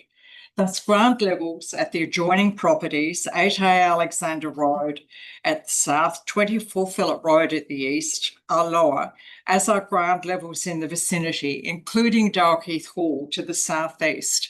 Consequently, the visual impact of the proposed 4-storey building would be much greater and would appear more like a 5-storey building. Just over your 3 minutes, I'll let you. Ratio by various means, including converting some areas that were rooms in previous plans into covered terraces, which, with privacy screening 1.6 metres in height, are in effect de facto enclosed spaces. The perimeter of the building, its footprint and overall scale are virtually the same as the previous design application that Metro and MIDAP refused, and these amendments do not reduce this visual impact. The height, bulk and scale of the proposed 4-storey building are still excessive in Alexander Road. The proposed multi-residential development at 6 Alexander Road is not compatible with the current and foreseeable future streetscape character and in relation to the adjoining properties and in their locality. The amended plans, January 2026, do not meet all the acceptable outcomes or element objectives in Residential Design Codes Volume 2. In particular, overall height and bulk of the proposed building is not responsive to the present and future scale and character of Alexander Road and the locality. The need for daylight and solar access to the adjoining property at the south 8 Alexander Road, 8A Alexander Road is not fully respected and addressed in the amended plans, and privacy and amenity of neighbouring homes would be adversely impacted by such a building. You're quite aware of your time, so if you can conclude. Thank you. Apologies, Karen. It's all right. If you've only got a... I've read that last statement. Thank you. In 2025, Metro and MIDAP refused the development application for 6 Alexander Road on 7 grounds, and these remain relevant to the applicant's amended plans because they have not significantly changed the height, bulk and scale of the building or resolved the major issues, including adverse impacts on neighbouring properties and incompatibility with the present and future character of the locality. Thank you. Thank you, Robin. I'll just check if there are any questions. No, thank you very much. Next, we have Jeffrey Kive, who is speaking against the application. Thank you, Jeffrey. Yeah. You've heard a number of speakers. I was going to say something very similar to those previous speakers. I don't think I should bother saying that because it's just repeating what's already been said. So let me just go about this in a different and fairly brief way. I'd like to hark back to Judge Parry and his findings in the judgment in WA Sat 41, which was handed down in 2021. I'll just quote a little bit from his findings. The judgment was judging a very similar 4-storey development on number 6. And his findings, I'll quote what he said in his conclusions. The tribunal found that the proposed development is discordant and incompatible in its height in terms of its immediate streetscape setting and presents to the street with excessive bulk and scale when viewed in its immediate streetscape context. That's crystal clear. This is the standard that the current proposed development should be judged against, and needless to say, it fails miserably. Alexander Road is pleasant, short, comprised of 2-storey, high-quality standalone houses, which have been recently constructed and which will be there for decades to come. This proposed 4-storey development would stand out like a sore thumb and would be totally inappropriate in the streetscape. I think that's enough about those particular points. I would like to go on and just finish by describing the effects on myself and the other residents of Alexander Road of this saga concerning the proposed development at number 6. The saga commenced in 2019 after the rezoning of our side of the road to R80 and has been ongoing until today. I live at 8B Alexander Road, which is right next to this proposed development. We are exhausted, we are stressed, and we are depressed at having to continually fight to try to defend the amenity of our street. The amount of time we have been required to spend and the costs involved for legal advice have taken a considerable toll on all of us. I would appeal to you to find in favour of the residents of Alexander Road and reject this proposal. Thank you, Jeffrey. If there are any questions for you. No questions at this point, Jeffrey. Thank you very much for your presentation. Next, we have Ken Perry presenting against the application. Ken, if you'd like to come forward.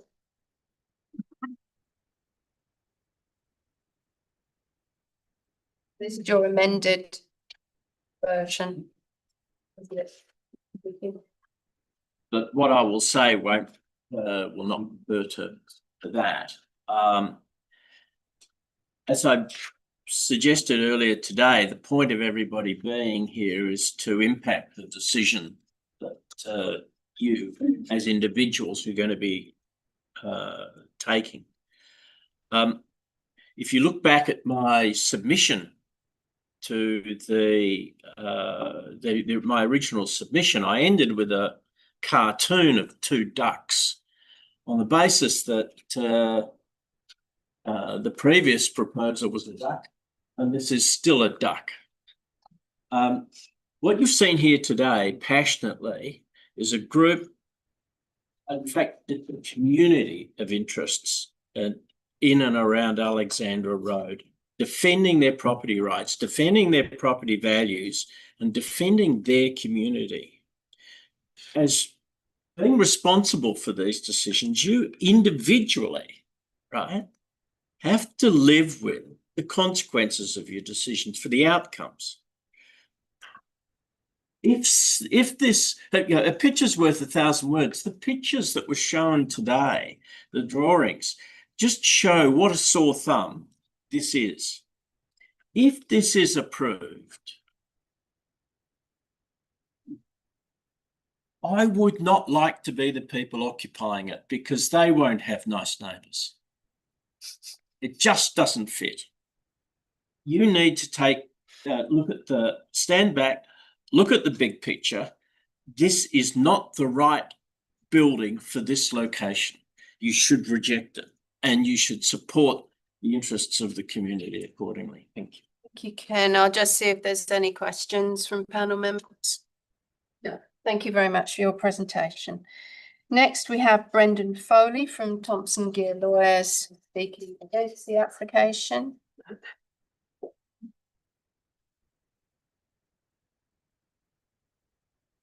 Thank you, presiding member, members of the panel. I know it's been a very long morning for you.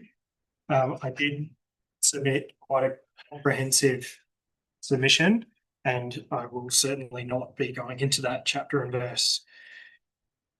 The panel's task this afternoon is to assess the proposed development against the planning framework, not against incremental improvements to the previously refused plans.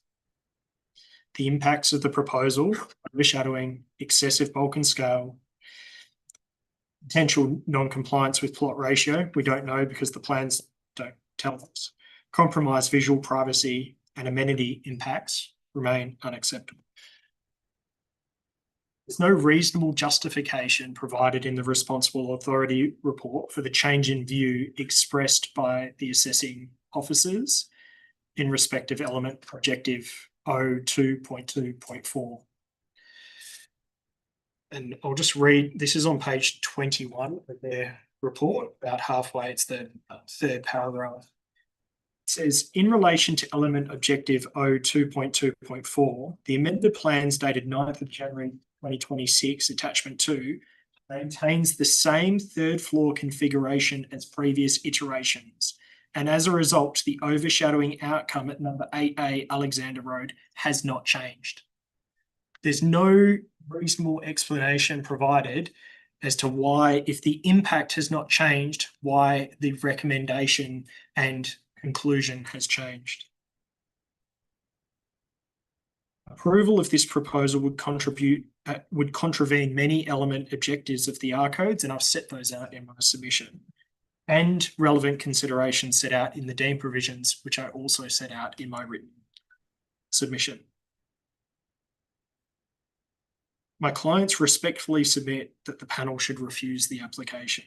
I did provide a draft resolution with supporting commentary as to why that may be a better fit at the back of my submission for your benefit, and I'd be happy to address any questions that you might have in respect of those particular points. Thank you. Thank you, Brendan. I'll see if there's any questions for you at this point. No? No?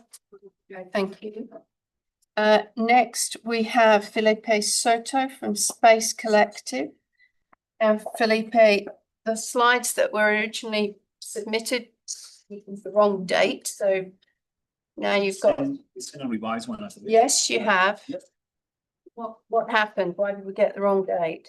That was just probably an old sort of design report that we presented as part of the ongoing conversation with the panel.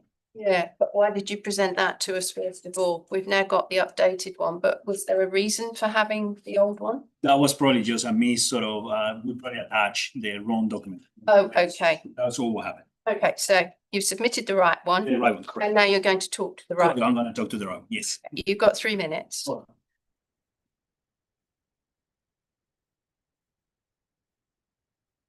When you're ready.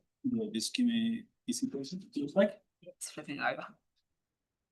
It's sometimes quicker if Kristen presses the on button rather than. Yeah, it's easy. So you just give it a sign. All right, so our proposal before you today reflects the outcome of a constructive engagement with the planning team in the City of Nedlands following last year's refusal. We are presenting a revised design that addresses all concerns raised under the previous DAP discussion. Firstly, the rooftop has been reduced by more than 20%. This has enabled a substantial increase in the street setback of over 4 meters, significantly reducing the building's visual impact on the streetscape. In addition, the rear setback has also been increased by more than 4 meters, providing improved separation and amenity for adjoining properties. The proposal now achieves compliance with not only the setback requirements, but also plot ratio expectations under the planning scheme. At the ground floor, service areas have been carefully considered within the car park, allowing for a more active and engaged interface for the residents. At the upper levels, larger balconies have been introduced to enhance outdoor living and improve amenity. These are complemented by a number of considered internal planning refinements across level 1 and 2, resulting in more efficient, functional, and more livable homes. In relation to the terrace, an additional setback of over 4 meters to the pool area and close to 5 meters to the rear has been introduced as a design strategy to reduce bulk scale. These changes significantly reduce the perceived bulk scale of the development, while creating a more respectful and softened transition, not only to the streetscape, but also to the adjoining properties. Sections on the screen represent a comparison that demonstrates the improvements and discussing bulk and scale. Overshadowing has been carefully assessed, and I know that this is a critical point of the conversation today. The northeast corner window of the adjoining property to the south now meets acceptable outcomes in terms of solar access and overshadowing. It is important to consider, as part of this assessment, the existing roof over the alfresco area, as well as the internal layout of the property, which include corridors and staircases located along the northern side. The slide clearly illustrates the evolution of our design. We strongly believe the proposal demonstrates a genuine commitment from the design team to deliver a development that respects and reinforces the single residential character of the street, while thoughtfully responding to working with the planning framework. The car park has been carefully reassessed to ensure the layout fully complies with Australian standards, as demonstrated in the diagrams on the screen. Further analysis to the rear of the site has confirmed that the proposal causes no adverse privacy or visual impacts to the adjoining properties along the eastern side. A deeper recess has been introduced to the streetscape to reinforce the perception of townhouses rather than apartments from the street. At the same time, the proposal now fully complies with the plot ratio requirements under the current planning scheme. A series of photo montages now demonstrate that the proposal is fully compatible with the existing build form. These images show that various design strategies successfully reduce the perception of bulk and scale, resulting in a development that presents a highly sympathetic addition to the streetscape. Felipe, you're at time if you could. I will conclude, not a problem. So far, over the last 2 years, we have received provided multiple assessment diagrams, providing sufficient reasoning for the DRP to offer the full support in 5 different occasions. Given the strength of the proposal, the full backing of the local design review panel and a recommendation for approval today, we kindly request this panel to support the officer's recommendation. Thank you, Felipe. Now, would the panel like to hear from the other applicant representatives and then ask questions, or do you want to ask questions at this point? Yeah, from all of us. Yes, okay, you stay where you are then. And we will now invite Sean Fairfowl and Daniel Hollingford. That's planning in support of the application. You've each been granted 3 minutes. Daniel, we had a very late submission last night. No guarantee the members have read it. I think because we're all professional people, we probably did give it a read, but I appreciate that. yes. But we have your other submission, which is what granted you this 3-minute presentation. Okay, so Sean, you're next. Thank you.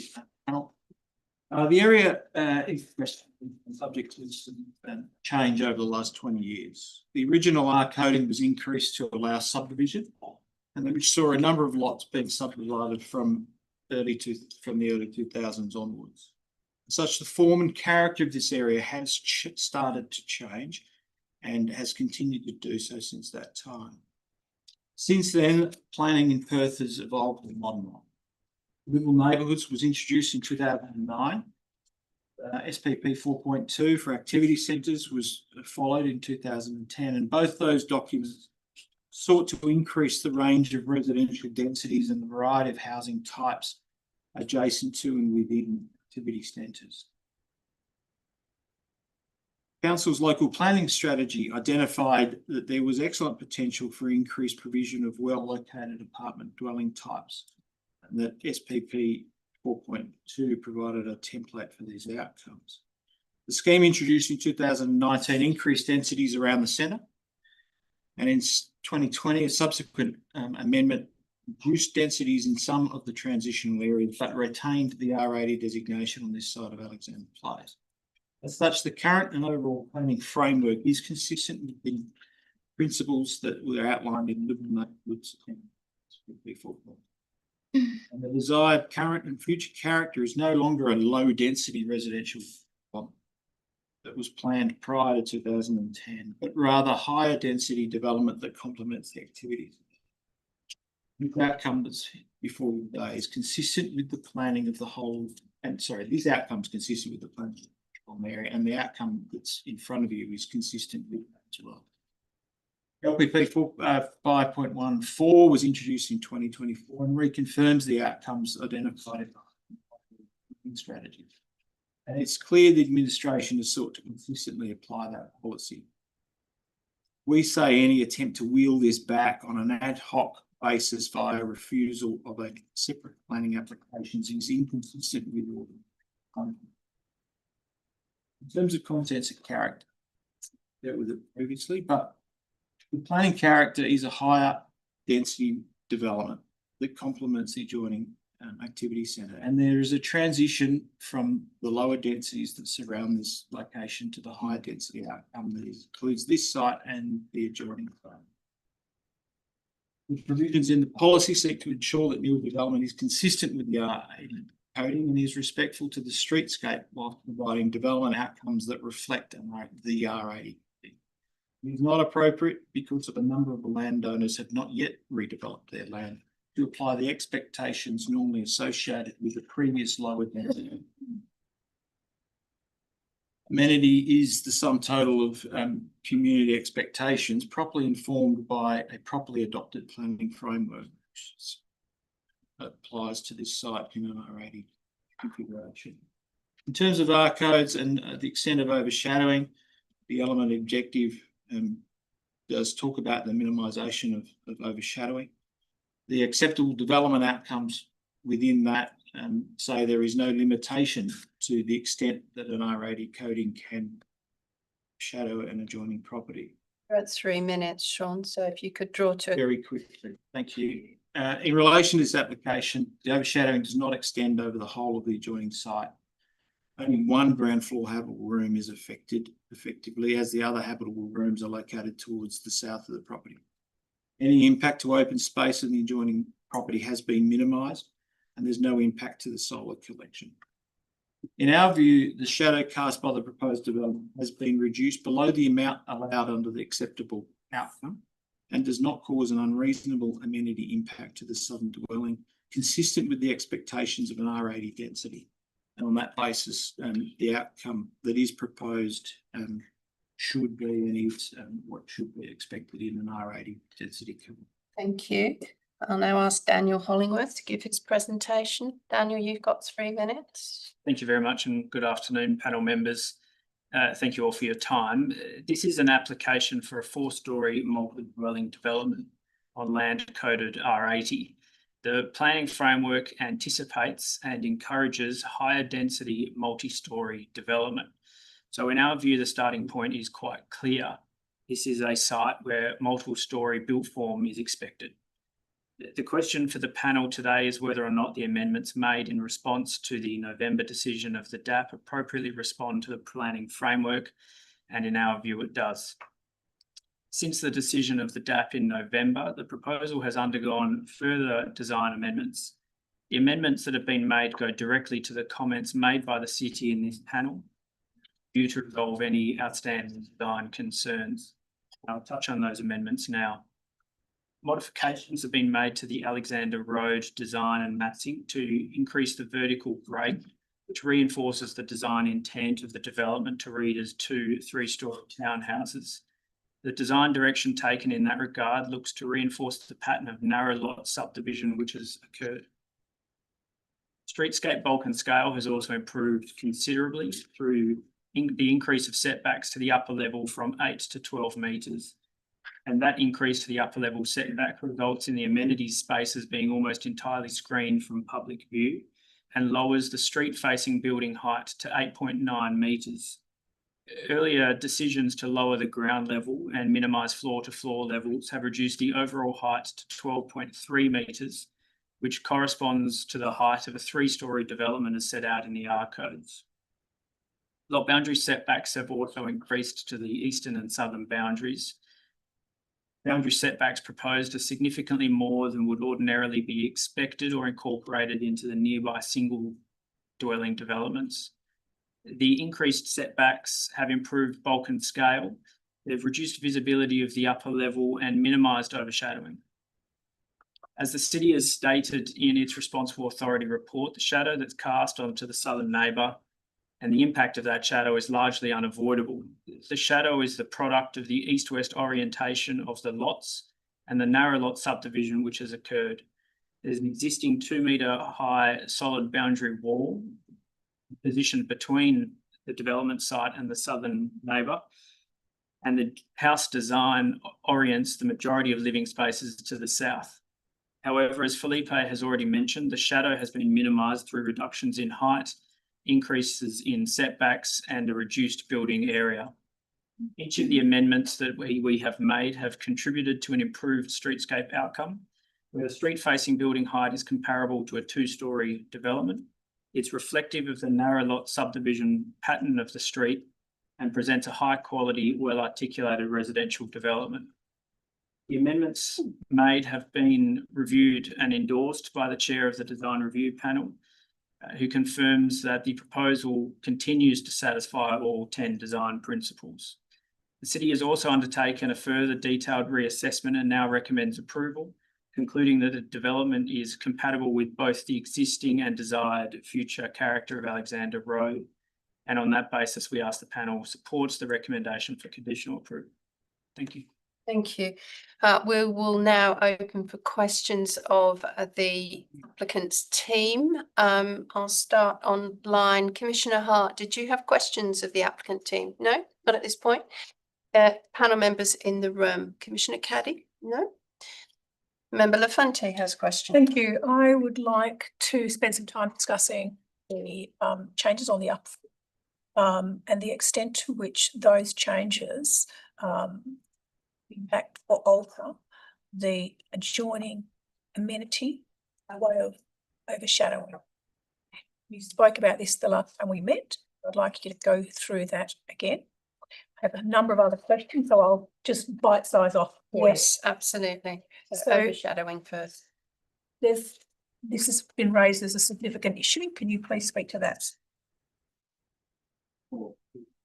Is it possible to get the presentation? Possible to get the presentation back on screen? Yes. Couple of things when it comes to the roof terrace. So the changes to the roof terrace are trying to address a couple of things. That was part of the conversation last November. The first one is the sort of perception of walk and scale to the street. That was one of the concerns raised in our sort of last meeting about that sort of pool area and amenity area looking too close to the edge of the building. So our first sort of step was to recess as much as we can that sort of pool area to the street. The second sort of strategy about the roof terrace was the rear. There was some conversation last time about we can go to the overshadowing of probably the section of the room. The second one was related to our neighbors to the northeastern part and the eastern sort of part in terms of the perception of walk and scale. So again, we reduce the footprint of that. Can you help, Kristen? So yeah, probably that one. That one is we can say that one in there, right? And then the next one was about the overshadowing. So a couple of things that needs to be considered as part of this discussion about the overshadowing. The planning of our neighbor, the planning of the house on the southern side, in that sort of two-story sort of section, includes to the northern boundary all what will be corridors and staircases. Habitable spaces are on the first floor of the house to the southern side. So the additional, the height that is being proposed is not really affecting any habitable spaces. They just go some tall, narrow to that northern sort of interface to our side. The second one is which is when we have been focusing on, is the overshadowing to what will be the living, dining, and alfresco area to the northeastern part of the house.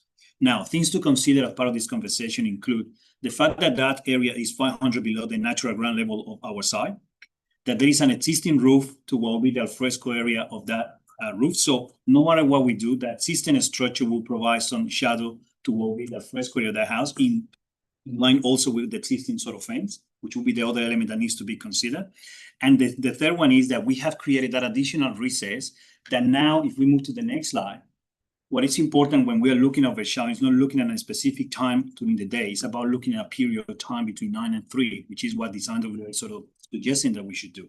And what this is suggesting is that even with the fence staying there, that sort of window that is on the northeastern corner of the living area for that sort of adjoining property meets the requirements of solar access between a period between 9 and 3 o'clock. Now, what the sort of diagrams presented by the local community failed to demonstrate is that the shadow that they are also looking on the northeastern corner is directly by the fence, not by our building, which is what all the diagrams are trying to communicate. There is an existing fence that needs to be part of the conversation. Our building is not increasing the overshadowing to the northeastern corner of the side. So all the sort of sections in here that you guys see on the heat map, and for those who are not familiar with these sort of diagrams, the more yellow and red that you get, the more solar access that you got during the day. A minimum expectation within Design WA and SPP 7.3 is that you get yellow as much as you can. Can I just interrupt you at that point, please? And on the illustrations before us, between the refused and the revised, if we look to the very bottom corner of the wall, on the refused one, there's some blue, which is obviously cold, and then there's some yellow, orange, and red. On the revised one, it's red, which suggests that it's getting, but that's next to the fence. How does that work? Well, that is probably as a result of some of the increases setback. And if you guys remember, we introduced, we are looking at an additional setback to the terrace. Right. Yeah. But also what is important on this heat map to look at is. Well, don't get up, Felipe, because it's shared with Councillor Hart, Commissioner Hart, so she won't be able to see you. But what you guys can see on the floor plan, if we just look at the flooring on the sort of next to the window, So you can see that it was all blue on the sort of left-hand side sort of diagram. Everything has gone to yellow now that sort of case. So that just shows that there is an improvement in solar access. Now, what we invite the panel to consider is that there is an existing roof to that alfresco area that will be connected to the living dining areas in the northern sort of phase. That is not going to change the solar access sort of outcome. That is not going to change the overshadowing sort of outcome, because you combine the fence, the fact that you are 500 lower, and the roof, and the solar outcome will be just the same. There won't be change to that. Now, we have also been discussing overshadowing. There was a strong interest from the planning team from the city of Nedlands about the solar panels on the roof. And you guys were asking why we have set up our roof line in relation to the viewform. And the main driver was that we were not overshadowing the solar panels of the adjoining property.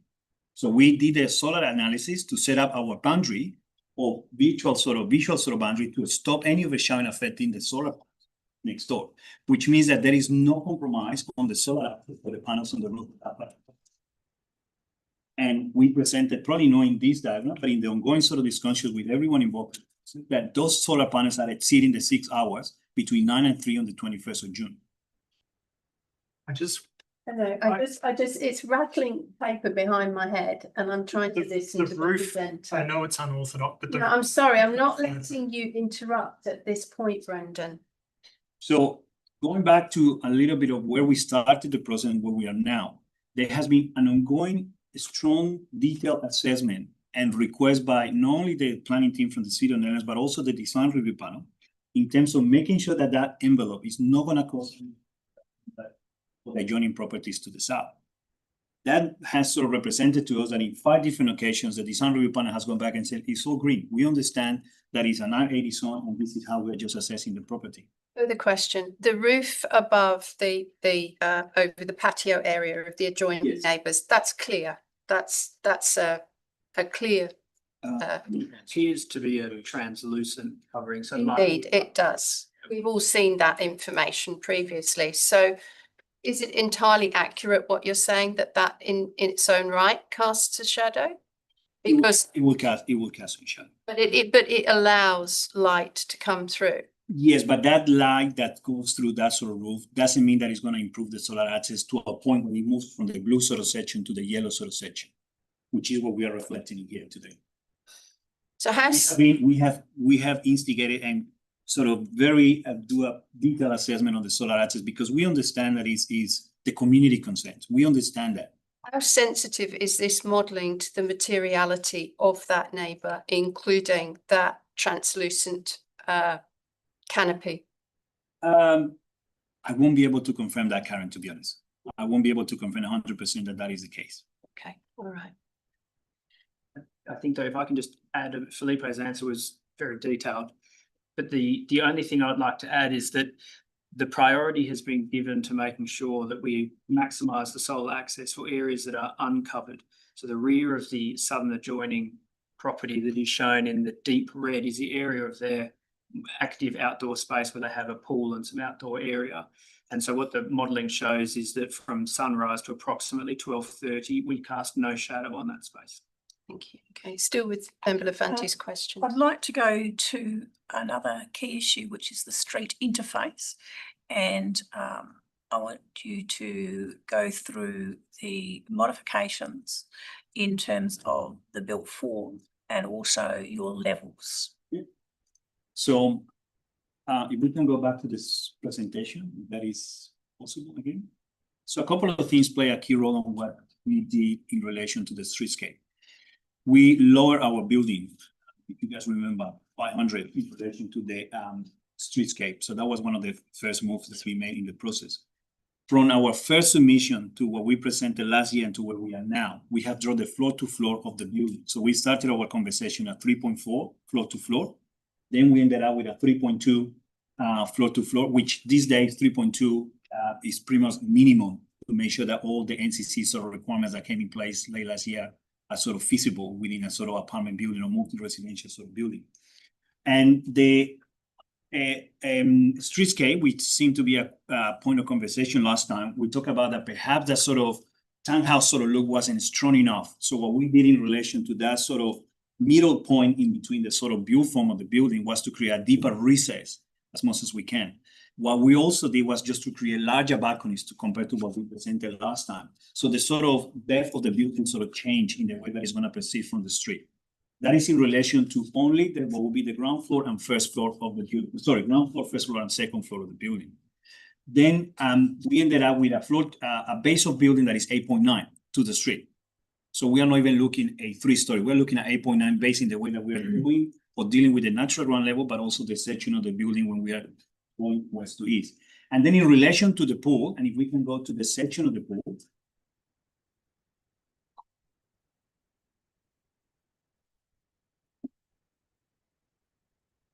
Next one. Next one. Yeah. So in these sections, you guys can see that we have done the connotation sort of assessment to understand the building envelope of what we proposed last time and understood the sort of concerns from the panel last November in relation to how prominent that pool was in relation to the edge of the building, how much we have recessed that sort of pool and pool deck area that we go to the western side of the property to ensure that it's not visible from the street. We have also done the assessment when you are approaching the building from the north and the south to ensure that a concern was raised last time by the planning team from the city in relation to the perception of that sort of top floor when you are just using the public spaces, when you are sort of walking north to south or vice versa. And then what we have managed to prove on those sort of forum montages is that top floor is not really not visible at all from the street. So where do you take on your elevations you've got here, there's 3 together, get it up on the screen. I don't know what number I think it's. Yep, that's it. Can you speak to the revised, so the last one, and that imagery that we have in front of us, where do you say that is? So we started on the one on the left-hand side. So that was our original proposal. That's what the ones that I mentioned that we were looking at 3.4 floor to floor. You guys can see how prominent we are in relation to that sort of roof terrace. There was some enclosed space. I believe at that time we even have an apartment on the top floor. Then the second one is start looking at just removing and recessing as much as we can the roofing structure for that sort of roof terrace. And just the pool was the only prominent element to the street. And what we have done in our latest iteration is just to recess that pool as much as we can. And the only bit that just sort of pops up in relation to that sort of skyline of the sort of top of the building is just the overrun of the leaf that will be sitting way back from the sort of streetscape. So on that third, the last iteration, the revised iteration, where are you forming where is that picture in the context of location in the street? Is that same side as you? Well, it's not same side as you because I can see the road on it. Where do you say that is? Is that from the neighbouring properties within the road? Probably somewhere in between halfway through the road and the neighbouring property on the other side. And so in terms of to some extent, if we just take the render from the footpath, and we assume the corner vision, we need to take into account that the actual perception for the pedestrians along the street. I believe, and correct me if I'm wrong, there is not really a footpath across the road. No. So on that image, could be looking at probably halfway through the road, and between the halfway through the road and the edge of the verge across the road. And your documentation that you have as part of this application shows a increase in the setbacks at certain points on the building. Can you talk through those and particularly the resultant change and what that means in terms of impact on neighbouring properties? Yes.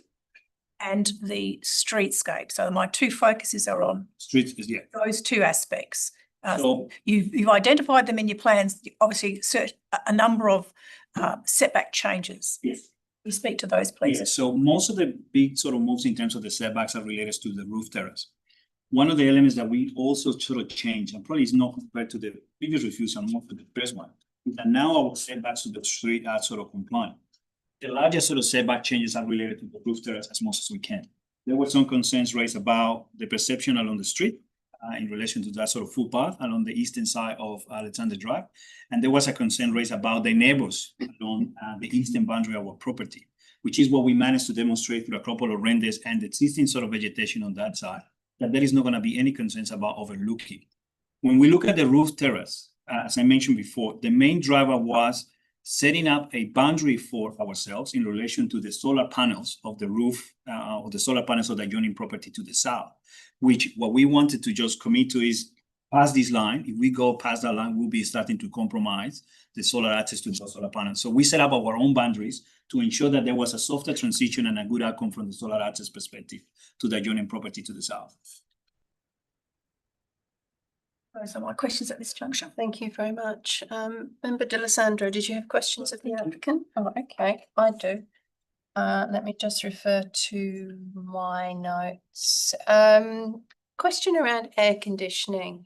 Yeah, so we've got 5 multiple dwellings here and a number of mechanical ventilation solutions, I presume. How are they mounted and how are they acoustically controlled? Yeah, so there will be an acoustic sort of loop around the condensers to avoid any noise coming from those units to the adjoining properties. And I believe at the right time, an acoustic report will be provided back to the city to ensure that there is no acoustic compromises to that adjoining sort of property.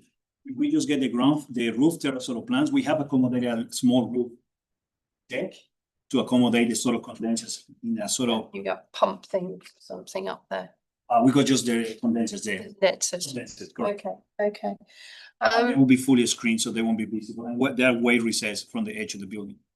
Okay, thank you. My other questions are to do with the upper level, the communal area.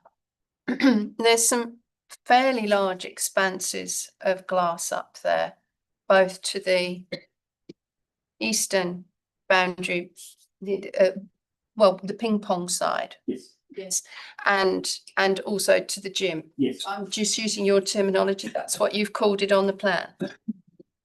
So can you explain why there needs to be such an amount of glazing? And I also note that to the windows to the rear, you've got screening, but you don't have any windows alongside the gymnasium windows, Well, any screening to those windows. Considering the sort of location of those amenities at the top, we were looking also overlooking. Is there really going to be an overlooking to our neighbors? Well, that's why I'm asking. Correct. So there is not really going to be an overlooking sort of exercise. And How that can is, you demonstrate that? well, that was demonstrated as part of the sort of section exercises that we provide and the cone of vision that we provided. So You we have cones of vision from the gym.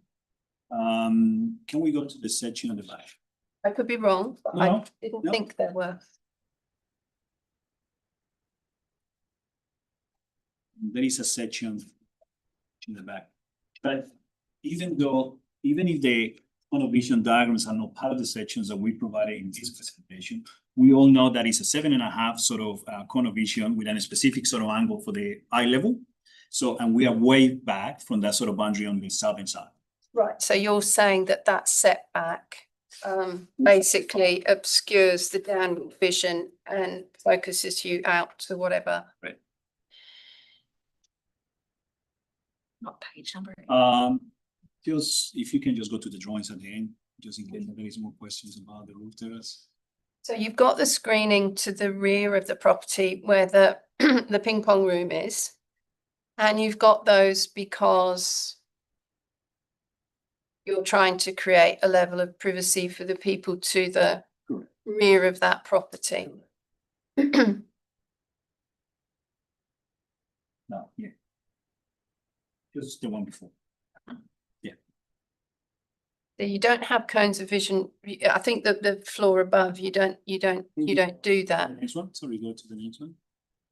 Yes, you're right, Karen. We didn't do that one for this one, but I think if we just look at what the industry standards are in relation to vision in a floor plan, yeah, it will be easy to see on the drawings that we are far away, more than 7.5 meters from our neighboring. So remind me of those setbacks. I think you've got 12 to the ping pong room to the boundary, but what have you 12 meters to the boundary? What have you got from the gym, the bicycle bit? Don't get up because Can I get my point? Yes, but Commissioner Hart can't see you if you point to the screen. 9 meters to the gym. Yeah. Setback. And Yeah. From the boundary. From the boundary and 12.25 to the Yeah. east. Okay, thank you. Okay. I think they were all of my questions, other than somebody did earlier on raise the issue of needing design excellence. What's your understanding for this block of land? Well, there is no requirement, I believe within the planning scheme, what they describe as design excellence, right? But we would assume that if we have been supported by, in slightly different occasions, by the design review panel, 3 separate ones, chair reviews as part of that sort of process, and we go all greens in this as part of the design WA sort of requirements, I would assume that we have reached that sort of design excellence, even though there is no prescribed sort of description within the plan scheme about one. Okay, thank you. If there are no other questions of the applicant, we can close this now at this point so we can see Commissioner Hart. Thank you. We will now refer to our city officers, and we've got Imke, Sergio and David Ganovich. Commissioner Hart, did you have any questions of the city officers? No. Okay, panel members in Commissioner Caddy. Thank you. Okay, Member Lafante. Yes, I note your assessment of the application as compliant in many areas. Can you speak to specifically the issue about overshadowing and the interface with the adjoining neighbours? My second question is about the street. So if you can focus that and your assessment and conclusions that you've drawn in relation to this proposal, and I suppose my question is about the extent of change. I was going to start off by saying that it's very challenging development. It's challenging because you've got a prevailing 2-story development both sides of the street, and you've got 2 codes which encourage 2 different types of development. So in that context, you're talking about the different volumes. I'm going to get to overshadowing in a minute. So on the one side, you've got the R40 and you've got your R80, and the city has been very sympathetic towards the concerns of the landowners because we hear their concerns. It is a predominantly 2-story development in the area on both sides of the street. And the city has attempted to try and ameliorate that by going through a journey with the landowners, this particular development, to try and downscale the development as best we can. And I think you can see with some of the images that have been provided in the design package that we have gone on a journey. Where the development started off at is a little bit different to where we're at now. The question is, I guess, that's posed to the city is how far can you go till you start going up against the requirements of the R80? The current landowner also has development rights, and they're looking at developing an R80 type development. It has been scaled down. Plot ratio was significantly higher. It's 178 square metres over plot ratio. That's come down now to be compliant with the plot ratio. Unfortunately, when we talk to overshadowing, when you envisage an R80 type development, a lot of traditional overshadowing that is permitted or not permitted in other developments under other density codes, it falls away under an R80 density code. And that's because that's the type of development that is being encouraged through an R80 density code. And you do, unfortunately, as a result of that, you sacrifice overshadowing. So you allow more overshadowing to the adjoining. If you read the R codes, it's that it's allowed. If you read our policy, we've got thresholds that you have to achieve in order to get a 4th-story development. As much as we're sympathetic with the landowners and the level of overshadowing, that will always occur. And I have to say that even if you got rid of the 4th floor, it's the 3rd floor that's causing the overshadowing. So you can eliminate the entire 3rd floor. You'll still have the same overshadowing. So you have to eliminate the 3rd floor. The question is, though, the R80 density code allows a 3rd floor, and it allows a certain level of overshadowing. So it comes back to the point I was making in my original statement, is how far can you go to eliminate overshadowing before you start running up against the intent of the R80 density code.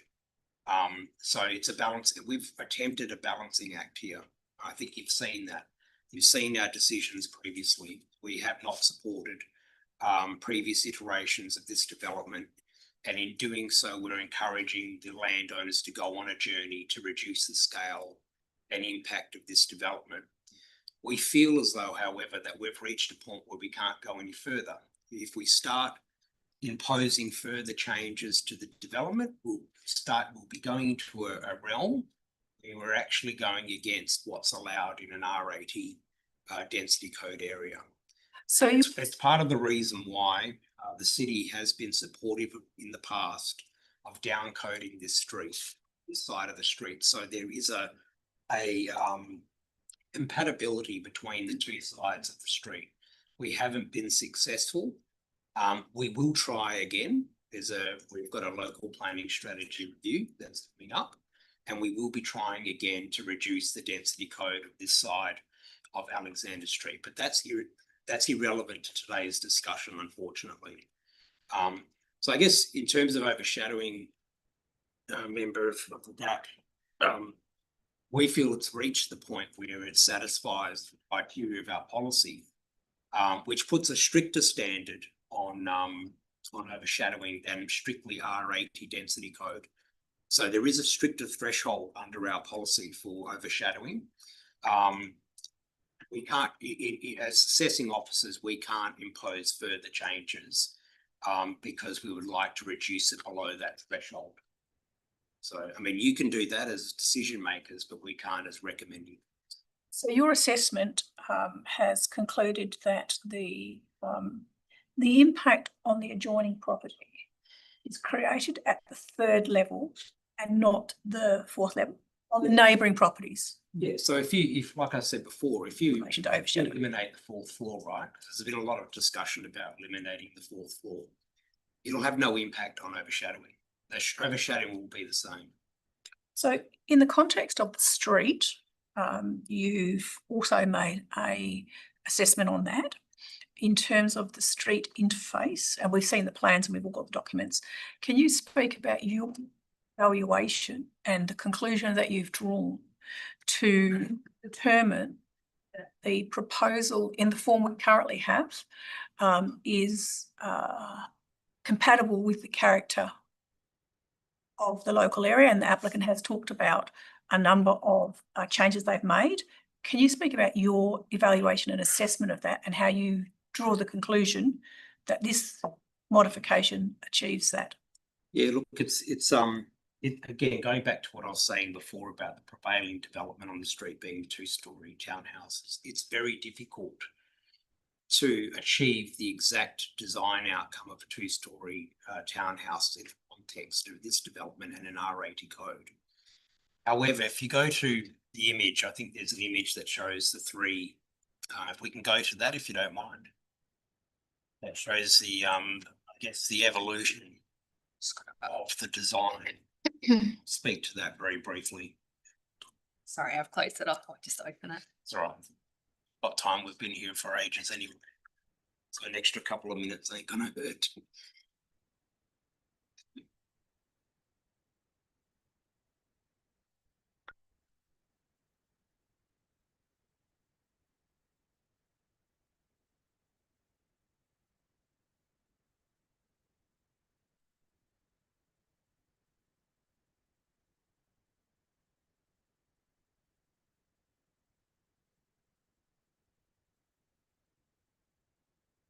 So it's the one with You can go to the one refused, that 3. refused and proposed, that one. So if you look at, the journey that we've gone on, and going back to what I was saying before about the city trying to ameliorate the concerns of the residents, because we are sympathetic. We would, I think, if you speak to the heart, we would prefer to see townhouse conditions on this street to be consistent, because that's been the prevailing development. However, we're not in that space. Can't do that. So we've gone on a journey of trying to deal with that issue as best we can, again, without coming up against what is allowed under an R80 density code.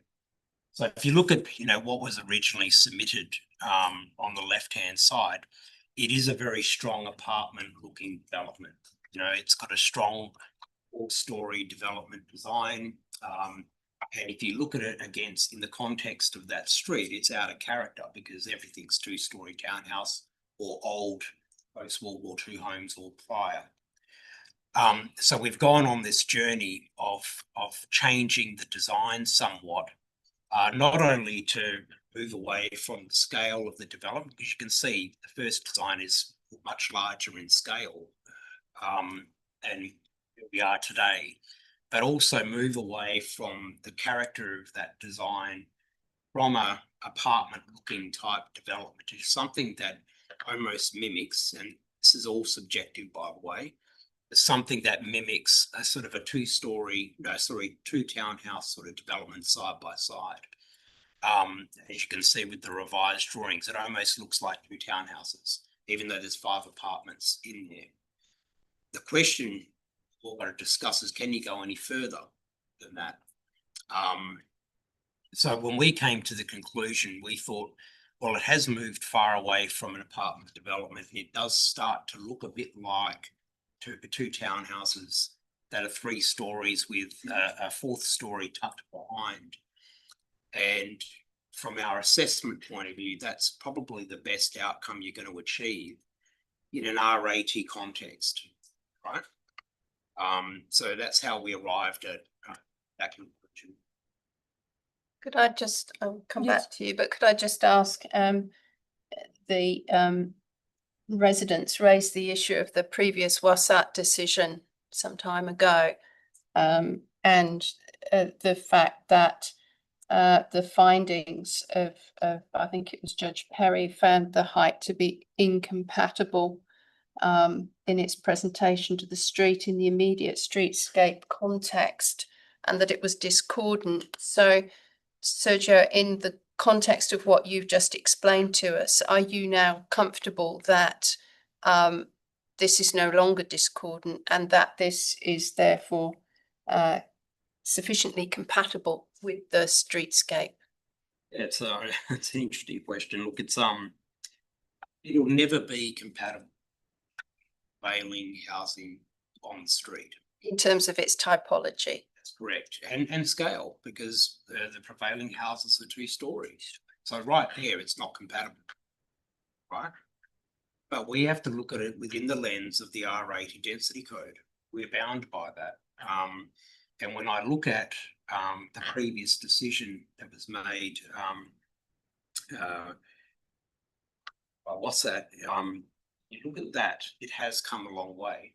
So it's no longer the same development that was put to Wasat at the time that decision was made.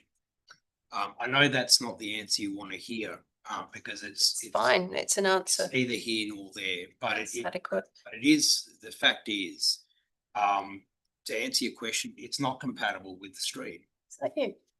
Because that's 2-story question. Okay. So, but it's compatible with an R80 density code. Yeah. Okay. Thank you. Back to your questions if you have them. Your comment about the street, what do you say about the design that we have for this iteration of the design in terms of respecting the character and context of the street? You started to talk about it's created as a view of townhouses. What do you say your assessment concluded in relation to compatibility with the character and context of the street in this design? If you look at it from that point of view, so if you stood in front of the development and you just took a one-dimensional view of it, I think it's close to being compatible, right? Because like I said before, the design has taken on a 2 townhouse sort of concept from a purely streetscape point of view, standing in front of it. But you can't hide the fact that if you took it from an angle like that, it is bulkier than prevailing townhouses that we carry.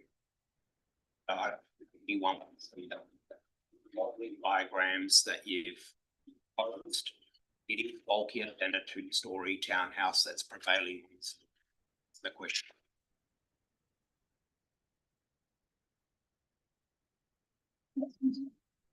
Comments? Okay.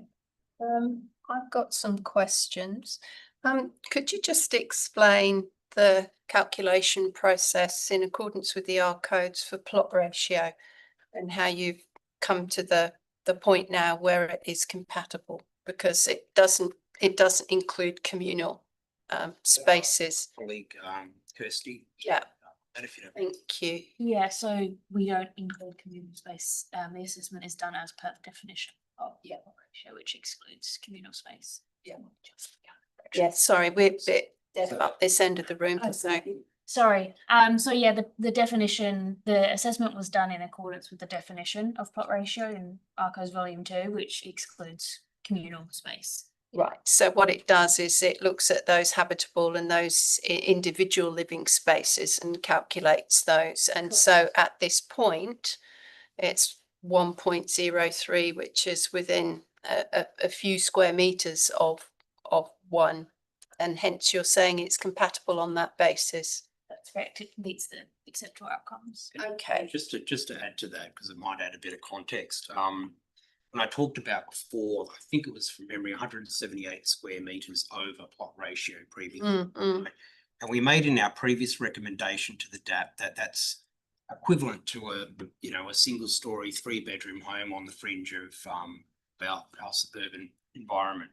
So it's quite a large amount, right? And I think it's fair to say that the landowners have mentioned this in previously, and it's fair to say this, that in order to get it down to an area, to a plot ratio that makes it parity with lines, it hasn't all been about taking bulk out of the dirt development. It has been about partly converting areas into communal open spaces, which are therefore not calculated as plot ratio. They've probably reduced about 100 square meters in total floor space, but the balance has been really just converting the existing space into communal space and then getting out of the plot ratio calculation. Thank you. And just in terms of your recommendation, and you talk about residential multiple dwellings, would you ordinarily number the number of multiple dwellings in that approval, or is it just a general as per plans? What's to prevent somebody occupying that fourth floor, say, as an apartment, converting the ping pong room and the gym room and those sorts of things, and then throwing the parking into disarray? You mean in terms of somehow one family using 2 apartments? Well, or somebody else moving into the upper level? Well, there's no control over that. So, but if you want to rent it out to someone. no, but I mean, if it were to become a separate apartment, like it were to become a 6th You're apartment. talking about upstairs. Yes. Yeah. Well, I guess you've got to look at the space and what it's being used for, and what we've been advised it's being used for.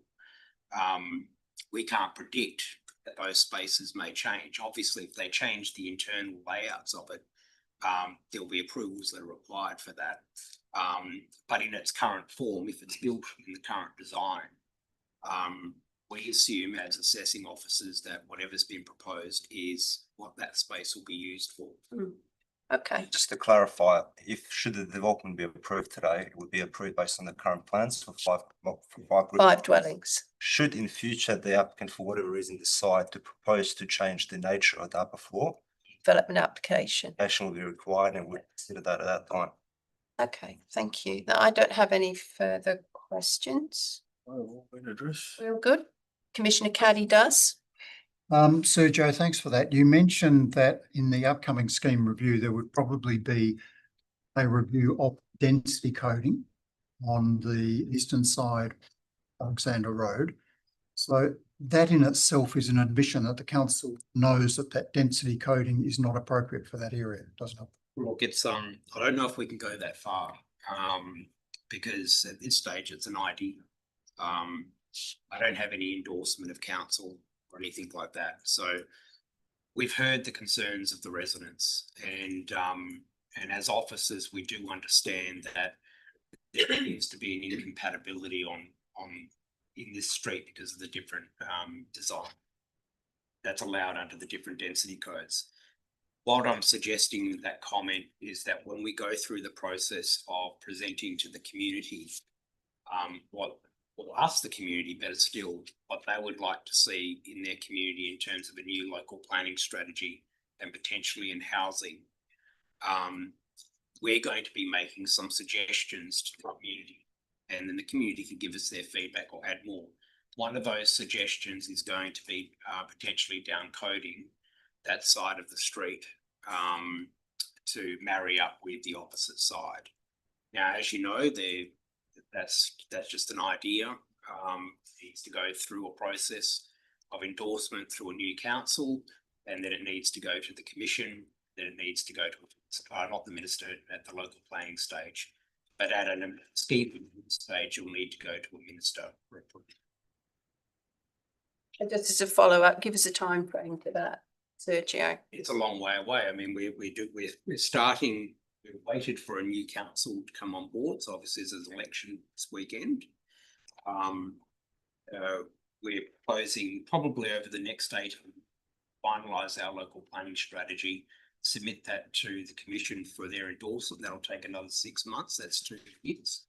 And then assuming it's approved, we will start the amendment process, which is another 18 months on top of that. So you're looking at Plus the minister's approval. Right, you're looking at 3.5 to 4 years is the reality of that. Thank you. Thank you. There's been a lot of discussion this morning on plot ratio. Are you suggesting that the way it's been recalculated has been to exclude, reclassify and exclude some areas that were previously plot ratio and take them out? Yeah, look, I can't speak to the motives of those changes, but I can say some of the changes were areas that were calculated as part of plot ratio. And now because they're created as communal open space areas, that takes them out of the plot ratio calculation. But like I said before, there has been a genuine attempt to actually reduce the scale of the development by actually taking physical floor space out of the whole development. It's a combination that they've used. Thank you. If I can continue. Would you agree that this development could, in the future, if it was approved, could be strata titled? Yes. So if you had been assessing it on the basis that it was going to be strata titled, and we've got 11 car bays effectively being served by a 3.5 metre wide driveway, would that be acceptable? Why that one made? Wouldn't, through the chair, it wouldn't make any difference whether it's strata titled or not. We've assessed it based on the amount of dwellings that are proposed on this site. Thank you. That's all. Thank you. Okay, good. Are we going to move ahead now? Okay, thank you to the officers. Right, we'll take this in the order that we have in responsible authority report, first and foremost, and we have recommendation to approve this application. Subject to conditions and advice notes, I would like to point out though that we need a new preamble for this as it's written, because it's a SAT matter. So we have to have that preamble that we set aside our previous decision. Can we pull that up on the screen so that all members and community can see? It's purely administrative, it's a preamble, but it's appropriate because it's under the SAT consideration. So that Metro Development Assessment Plan pursuant to section 31 of this. Just so. Yeah. Everybody read that, okay?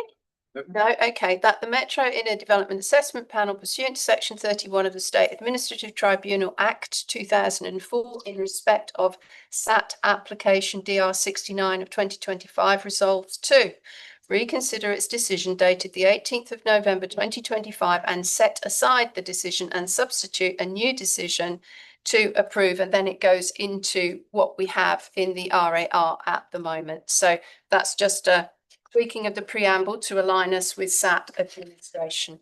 So in the first instance, I'm seeking a move of that recommendation complete with the revised preamble for this, please. Is there a mover? Member Lafante moved. Is there a seconder, please? Member D'Alessandro seconds that. We can take that off the screen now so that we can see Commissioner Hart very much. Member Lafante, as mover, would you like to speak? Yes, this has been discussed in an enormous amount of detail, both in this current meeting and in the previous meeting. I will speak about a whole range of issues. In terms of the parking on site, as far as I'm concerned, that is appropriate, satisfactory. In terms of the access to that site is also appropriate. The key issue from my perspective, and as I have previously raised, was the street interface. From my perspective, this design with an increased setback to 12 metres on the upper level to the interface of Alexander Road has created an appropriate interface that pushes that upper floor back. Now, I do note that WASAT 41/2021, and I have extensively been through that, and talked about a form and scale that was essentially 4.5 stories and talked about the impact of the scale. As far as I'm concerned, the upper level of this, in terms of setting it back from the street, was a key issue that I had in the previous discussions, and as far as I'm concerned, does appropriately interface with the street. I also note that the design in that modification has better represented a townhouse format to typology to the street, and I also note that they have dropped the building down in terms of its floor to ceiling height, which again starts to create an appropriate interface. The design itself is modern, and therefore it has a flat top of the building, as opposed to other forms of roofing structures which alters interface and design features. But I think the modern interpretation on this site is appropriate. There's no design provisions that prevent this modern interpretation. I do concur with some of the comments that have been provided. They talk about the 3-story form in terms of its element as towards the street and the perceived bulk reduction in bulk and scale. I'm also satisfied that in terms of amenity impact, and there's been a lot of discussion today on that the amenity impact in relation to overshadowing and the assessment and calculation of that is that it does meet the requirements and it's acceptable in relation to the amount shadowing. So in terms of impact on the neighbours, the uppermost floor has minimal impact in relation to those metrics that we would typically use in terms of discussing the amenity impacts in relation to the proposal. From my perspective, I'm considering this as a 5 multiple dwelling site, and comments about what it may or could otherwise be used for, in my view, are separate considerations and would be subject to separate approval, and therefore are not forming part of my consideration. As I've already indicated, this change has appropriately addressed that interface of the street, and from my perspective means that it is of a standard that I am comfortable with supporting in the context of the local area and in the local character. Again, I go back to WASAT 41. WASAT 41 talked a lot about local character and context, but again, it was a form of development that was bulky on all sides, set back much closer to the boundaries than this one is, and had a ground floor or a basement that sat actually above, so it essentially protruded above. These changes in this final iteration, as has been indicated by a number of people who have spoken, is quite different from that was considered at WASAT, but that's just a commentary that I wanted to put in today. As far as I'm concerned, this proposal has created reductions. I am in terms of plot ratio, increases in terms of setback, and I accept the officer's evaluation and assessment that uppermost floor, given its setback to its boundaries on its side, does manage the visual interface as well as the overshadowing, as well as the privacy interface in accordance with the provisions. So I'm satisfied that is an appropriate proposal. Thank you. As seconder, Member D'Alessandro, would you like to speak to this? Thank you. I also share and note the concerns of the adjoining residents. The area, in my view, again, is in transition. It has come from R10 to R40 to R60 to R80, and there are several reiterations of all of that. Can't hear over here. We speaker. I'll try to. The area is in transition. It has gone from R10 to 40 to 60 to 80. In my view, this proposal is compliant with the R. It has the full support of the design review panel. It's a quality development. Again, from the street, I think it is compatible with the area. It is transitioning from the setback of the top floor. In my view, it can be approved on its planning merits, and it is actually compliant. I do understand the issue with overshadowing, but with an R80, I think the officers have actually gone through that quite thoroughly, and they have minimised it as much as they can. So on that basis, I'll be supporting. Thank you. I'll invite other speakers now for or against the motion. Commissioner Caddy. Thank you. I'd like to speak against the motion. The development does not comply with clause 67(2)(m) of the Schedule 2 of the Planning and Development Local Planning Scheme Regulations 2015, as the development, in my opinion, is not considered to be compatible with its setting, including the existing and near future streetscape character and relationship of the development with adjoining properties and properties within the locality.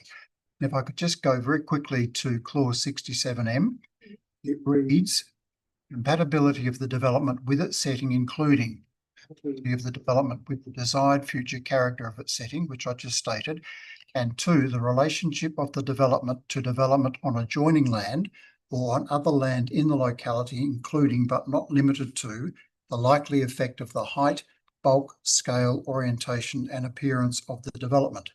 And clause 67(n) reads the amenity of the locality, including the following, and point 3 states the social impacts of the development, which I think are quite significant in this case. I also do not believe that the development meets the element objectives of Objective 3.2.2 of the Residential Design Codes Volume 2, in that the development will have significant impact on the amenity of the adjoining southern property by restricting access to northern sunlight to habitable spaces. Applications for various forms of development on this particular lot have been around since 2019. That's just over 6.5 years.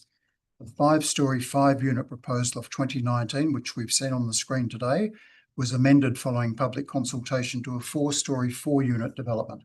The city resolved to refuse the development in April 2020, and that again was based on bulk, scale, overshadowing of the southern property and inconsistency with clauses 67(m) and 67(n).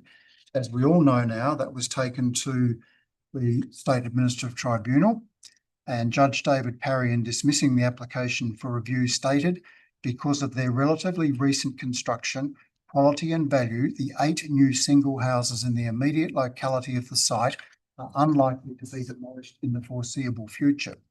The Tribunal observed that these unusual planning, subdivision and development characteristics of the immediate locality of the site require greater sensitivity from new development and greater sensitivity than is displayed in the proposed development in terms of height, bulk and scale, fronting the street than would otherwise be the case in an area upcoded to R80.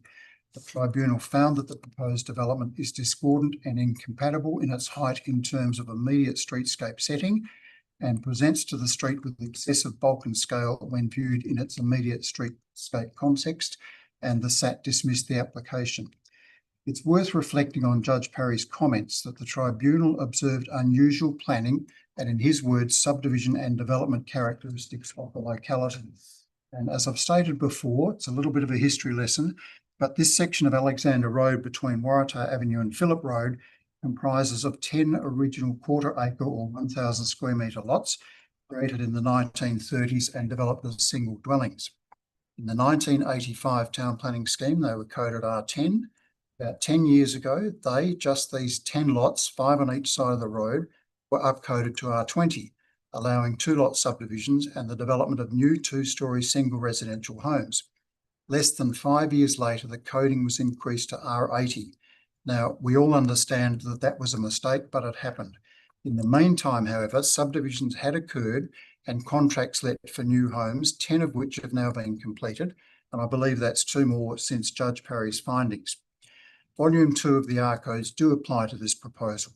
Volume 2 is a performance-based policy, meaning that applications for development approval need to demonstrate that the design achieves objectives of each design element. While addressing the acceptable outcomes is likely to achieve the objectives, they are not deemed to comply pathway, and the proposal will be assessed in the context of the entire design solution to ensure the objectives are achieved. I accept that the proposal has addressed certain aspects of the previous refusal, but irrespective of these amendments, the question still remains as to whether or not the applicant has done enough. The amendments, in my opinion, provide no material benefit to the southern neighbour with respect to solar access to habitable rooms. Nothing in this regard has changed. I don't have any issue with the land use category. I accept that we're dealing with a proposed multi-dwelling development. I also accept that this is a high quality development. It may be Dalkeith appropriate, but it is in the wrong location. The residents of Alexander Road have clearly articulated their concerns this afternoon. The elevations do present as 4 stories, and I've spoken to the planning framework and chronology of events that led to what I consider is the R80 anomaly. Thank you. Thank you. Other speakers, Commissioner Hart, did you wish to speak to the motion before us? Thank you. I'll just speak briefly to it. I will be supporting the motion today. I think commend the officers on their thoughtful and objective treatment of it. And in terms of dealing with our decision making in the context that we're operating in today, I don't think we can have a crystal ball, particularly in regards to the city of Nedlands, in regards to what might happen in the future. And I understand that this has been a very emotional and long-running issue for the residents, but I do note that the applicants, the owners of this particular site, also have property rights as well. I think that the development, the changes over the course of this process do reflect that sensitivity to the feedback, and that it is a very high quality development. It is suitable to Dalkeith. The history around the particular status of the R codes on the street, it may well be resolved by upcoding or downcoding. We don't know that, and we can't really contemplate that in our decision making today. And so I will be supporting the motion. Thank you, Commissioner. That leaves me to speak. I too am supporting the motion. I think there has been quite significant change since the last time we saw this. I think a number of the points around which the matter was refused have been considered in detail, both by the applicant and also by the city. I think the substantial setbacks to the 4th floor towards the front and the rear largely create an unseen 4th level from the street, which was one of those points of impasse previously. There has been additional articulation to introduce a deeper central break in the facade to allow the presentation to the streetscape of 2 well-modulated 3-storey forms, which again, I think go to reducing perceptions of bulk and also to present in a more compatible manner as 2 narrow lots fronting the street. I therefore find that this is compatible with the element objectives 02.2.1 and 02.2.4 in terms of desired future scale and height. I think it does provide adequate transition because it does provide those setbacks. I think the officers have spoken articulately to the issues of R80 and the framework within which we need to determine this. And to reduce the form even further would be effectively trying to downcode it by other means. And I think it's improbable that would even get through a hearing at SAT, which is the applicant's next course of action if it were refused today. So I'm comfortable that the development has gone as far as it can in terms of articulation, in terms of setbacks, in terms of screening, in terms of reducing the footprint, and in terms of reducing the height in the context of that R80 coding. In terms of the overshadowing, it's been well articulated that the codes are somewhat silent on that when it comes to multiple dwellings. We do have the officer's assessment in terms of how much solar access might be provided on the 21st of June, and we have the assessment which demonstrates that certainly to that rear living space and to the rear garden of the adjoining southern property, there is solar access at the cloudiest or least sunny time of the year, and that therefore provides, in terms again of the acceptable outcome of this coding, an adequate response. I think that the other matters to do with car parking, they have been adequately dealt with, and in terms of clause 67, M and N, I mean, in terms of M, I think that's dealt with because, in my opinion, it does present an appropriate interface with its current setting, and certainly in relation to height, bulk and scale, its appearance. In terms of the social impacts, I think that's a very difficult one to measure, and I think there are always social impacts when there are points of change, and when we're going, as unfortunately this community has had to bear the brunt of a lot of changes within the planning framework, many of which are beyond the remit of these panel members. So I think there are always going to be some social impacts, but equally, how any change, any development, any 3-story townhouse development to its maximum footprint would equally cause, I'm sure, some concern, and the same kind of issues in terms of overshadow. So I'm at this point thinking that we have gone as far as we can to push back and to make sure that this development becomes as compatible as possible and as appropriate as possible within its setting, within the planning framework. So I'm prepared to support this motion to approve. I therefore return to the mover, Member Lafante, to have a right of reply and to close debate as you wish. Thank you.